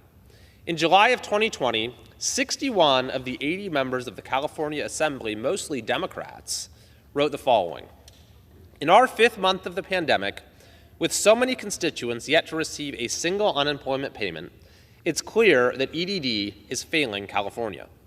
Millions of our constituents have had no income for months. As Californians wait for answers from EDD, they have depleted their life savings, have gone into extreme debt, and are in deep panic as they figure out how to put food on the table and a roof over their heads." The lawmakers went on to explain how the EDD, under Su's management, time and again failed to take responsibility and failed to correct its mistakes. They wrote that they had been met with long-winded excuses, fumbling non-answers, or unclear and inconsistent data, along with a lack of transparency and accountability, even, they said, obfuscation and dishonesty in their dealings with Su's agency. "We have exhausted all avenues at our disposal," they said, as the agency had addressed only a few of the many issues we have highlighted for months and was only, quote, scratching the surface of the disaster that is EDD. The disaster. That's how the California Democrat supermajority characterized Julie Su's agency. The frustrated legislators lamented how little has improved at EDD over the course of the pandemic. Independent reports confirmed the extent of mismanagement and deception from Su's agency.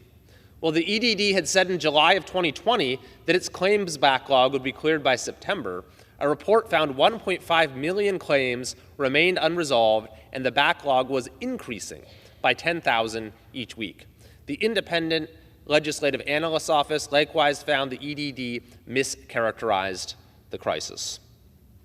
Even allies of the governor and Secretary Su concluded that she was responsible for this. Democrat Assemblymember Cotty Petrie Norris, who is chairwoman of the Assembly Accountability and Administrative Review Committee responsible for overseeing the EDD, said that Su, quote, has not done a good job at running the Employment Development Department, saying Su's mismanagement, quote, caused heartache for millions of Californians. That is the top Democrat on the committee that oversaw her work in California, saying she did not do a good job at running the Employment Development Department. What reason is there to think she's going to do a good job then running the U.S. Labor Department? But it gets much worse. As so many hardworking citizens waited in vain for their checks in California after they were told they weren't allowed to work during the COVID shutdowns, as these folks who were entitled to their checks waited for them, one group seemed to have no trouble at all getting benefits, and that was people who were not entitled to them, who perpetrated a massive fraud against the state government of California. In fact, it was the largest fraud of taxpayer dollars in history.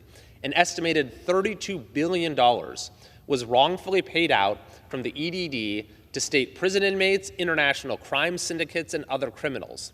Payments were made to murderers, rapists, child molesters. 133 death row inmates received over $400,000 alone. These hardened criminals didn't have to try hard. They used names like Dianne Feinstein and John Doe. The district attorney of Sacramento County called the scheme, quote, relatively easy. And the individual most responsible, once again, was Secretary Julie Su. She made the inexplicable decision to forego a basic fraud detection prevention system. She ignored the federal government's guidance that claims be cross-checked against the prison rolls, which was standard practice in other states. The agency sent hundreds of benefit cards to the same address, sent cards directly to correctional facilities, issued benefits to infants and centenarians. A January 2021 report from the California State Auditor notes that the EDD fraud occurred for three main reasons. First, EDD waited about 4 months to automate a key anti-fraud measure. Second, EDD allowed claimants to collect benefits even though they were using suspicious addresses. And third, EDD removed a key safeguard against improper payments without fully understanding the significance of the safeguard. But perhaps worst of all is that Julie Su has refused to accept responsibility. Just last week, at her Senate confirmation hearing, she said that as soon as we knew there was fraud happening, I shut the front door to that fraud. That's her testimony just last week. As soon as we knew there was fraud happening, I shut the front door to that fraud. And yet, California's independent state auditor has found that, quote, despite repeated warnings, EDD did not bolster its fraud detection efforts until months into the pandemic. There is no predicting what will happen to our country, to our workforce, if that level of mismanagement is brought to the U.S. Department of Labor. And I'd like to discuss one more facet of Ms. Su's tenure in California. But before doing so, I'd like to yield to my friend from Georgia, Representative McCormick. Thank you to my colleague. I, too, have my major concerns about this nomination. Mr. Speaker, I rise today in opposition of President Biden's nominee for Secretary of Labor, Julie Su. America's Labor Secretary should defend both American workers and understand the economy, which provides jobs, feeds families, and keeps our communities strong. Unfortunately, Ms. Su oversaw and distributed of about $32.6 billion in fraudulent unemployment claims paid out to death row inmates, international criminal syndicates, and other fraudsters. She has tried and failed to obscure this fact in front of the Senate committee. While she was doing this, Su also denied or delayed over 5 million legitimate unemployment insurance claims.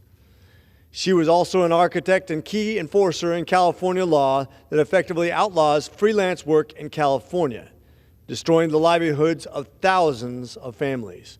Our nation's 1099 employees are just as important to this country as the liberal elite donors that are so set on destroying the American working class. The facts are clear. President Biden should pick someone else to be his labor secretary. I urge my colleagues in the United States Senate to stand with American workers, to stand for American prosperity, and to stand for a better nominee for the Department of Labor. And with that, I yield.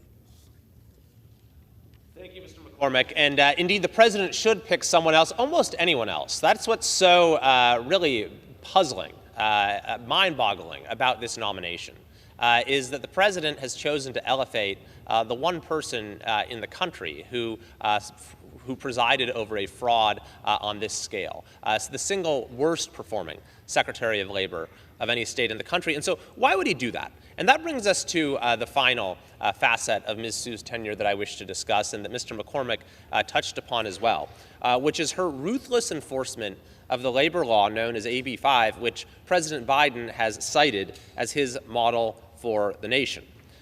So Su's historic failure to deliver unemployment checks to millions of Californians, along with her allowance of this massive fraud, is disqualifying in its own right. But I actually think it is her mistreatment of California workers that is most concerning of all. So AB 5 was a law passed in California in 2019.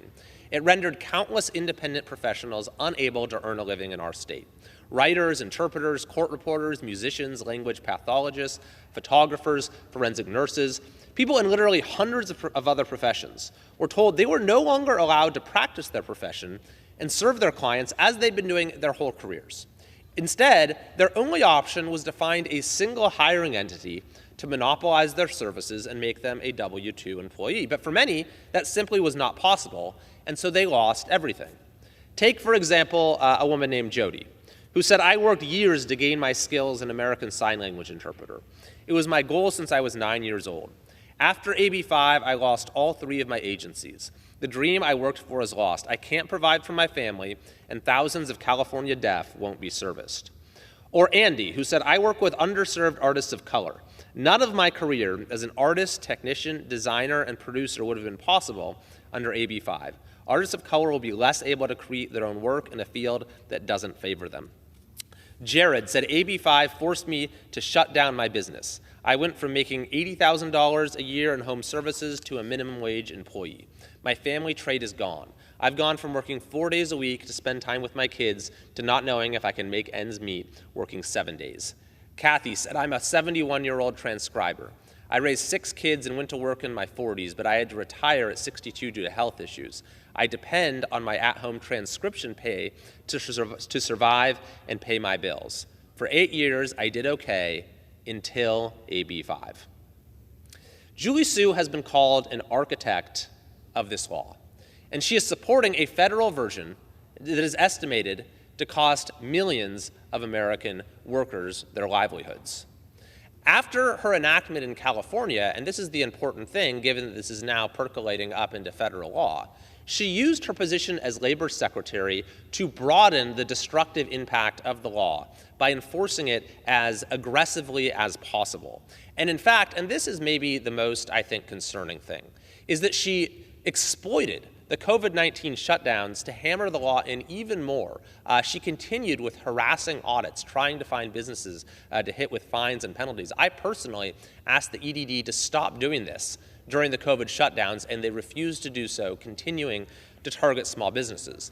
And then she even defied the will of Congress in the process. Congress had provided benefits to independent contractors through the CARES Act, but put states in charge of distributing those benefits. Yet under Julie Su, the EDD wrongfully withheld those benefits as she aimed to exploit the sudden need that independent contractors had to interface with her department. She wanted them to go through the regular unemployment channel, which they weren't supposed to go through, so that she could get access to information that could be used then to conduct more audits and to go after more small businesses and to put more people out of work. And you don't need to take my word for this either.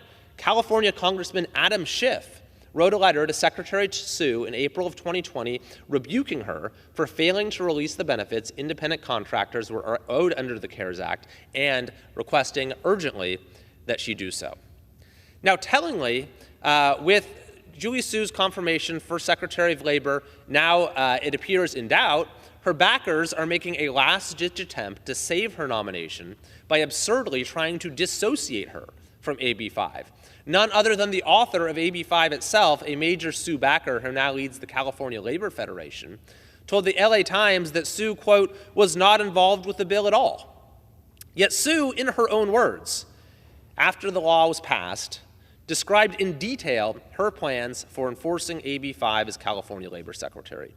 "We will be doing investigations and audits," she said, threatening fines and penalties, so that those who want to comply with the need to reclassify can do so, and those who don't will understand that's not the kind of economy we want in California. Not the kind of economy we want in California. Those are her words. Julie Su didn't want an economy in California where you can pursue your own calling, support your family on your own terms, and thrive. She doesn't want that for America either. That's why Joe Biden has selected her for Labor Secretary, to wage his war on independent contractors, and we simply cannot let that happen.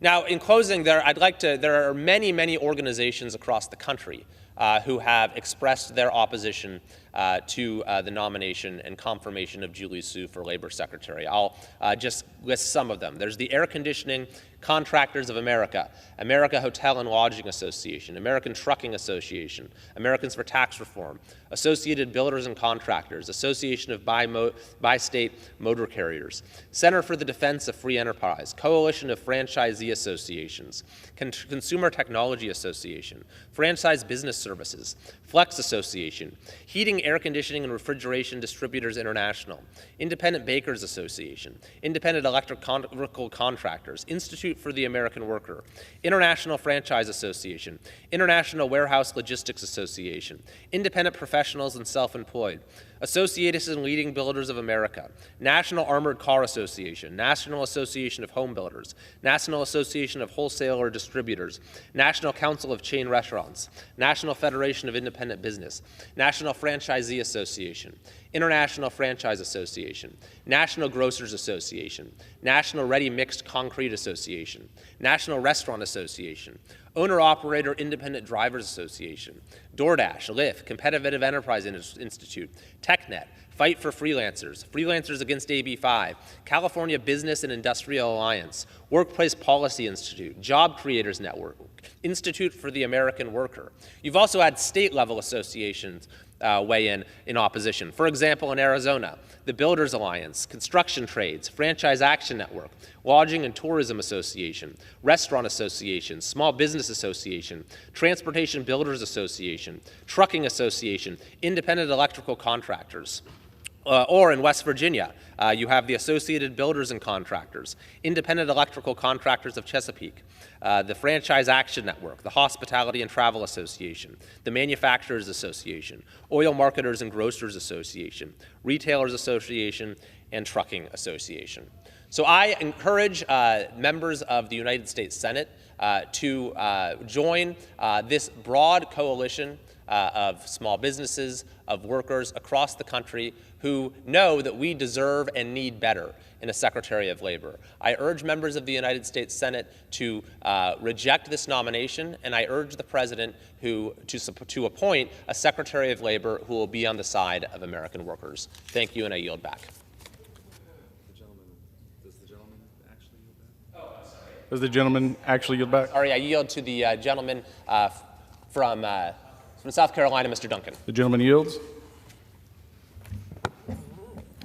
That's what you call just making it just in time. I want to thank the gentleman from California for yielding just a little time in this special order hour in order for me to recognize a very special group of students down in Clinton, South Carolina. So, Mr. Speaker, I today want to recognize the Clinton High School and Clinton Middle School Olympiad teams for both bringing home the state championship in Charleston this past month and qualifying for the National Science Olympiad Tournament in Kansas this May. Now, this Science Olympiad was founded in 1984 as the premier team STEM competition in the nation and provides standards-based challenges to 6,000 teams at 425 tournaments in all 50 states. Winning the State Olympiad is a tremendous accomplishment alone, but the fact that Clinton has a history of excellence in the Science Olympiad is even more impressive. Listen to this. Clinton's been involved in Olympiad since 1986, and I'm proud that Clinton's continued success in this competition. The Clinton Middle School, formerly Bell Street Middle School, where my sons went to middle school, has won the State Olympiad title 19 times in the last 21 years. 19 times in the last 21 years, and Clinton High School has won the state title 12 of the last 15 years. I'd like to congratulate the coaches and members of the Clinton State Championship Science Olympiad team for their win this year and applaud them for their wins over the years. This year's middle school team included Jackie Alcudia, Liam Bell, Madison Boiter, Lauren Ficklin, Sam Hunt, Salim Jenkins, Jacob King, Matthew King, Shane Kiselak, Hank Lanford, Landon Lohman, Kelly Nelson, Sidney Nelson, Arroyo Patel, Shrey Patel, Ada Tiller, Brian Phillips, Aubrey Watts, Ben Wiggins, and Marlene Williamson. Now, this year's high school team included Kaylin Bell, Jules Darden, Keegan Fortman, Julietta Garcia, Becca King, Anna Leitzenberger, Addison Lohman, Shane Nelson, Julia Nolan, Wes Ray, Helen Sarah, Bailey Suarez, and Rachel Vandergeest.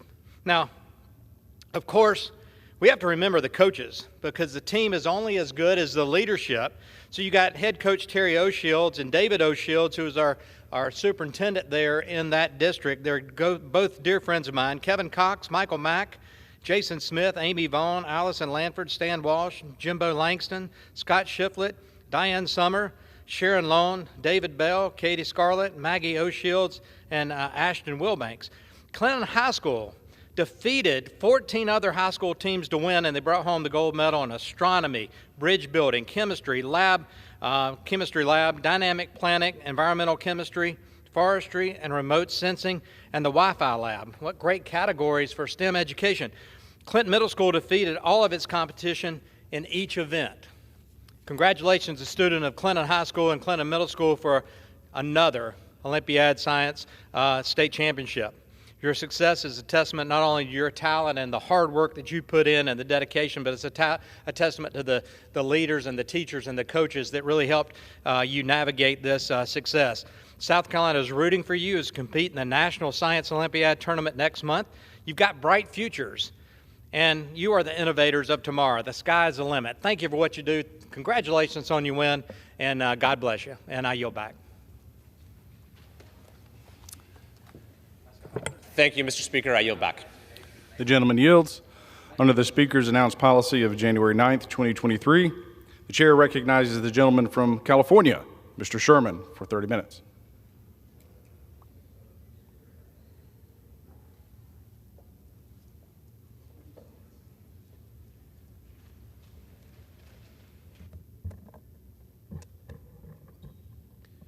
Ask unanimous consent to revise and extend my remarks.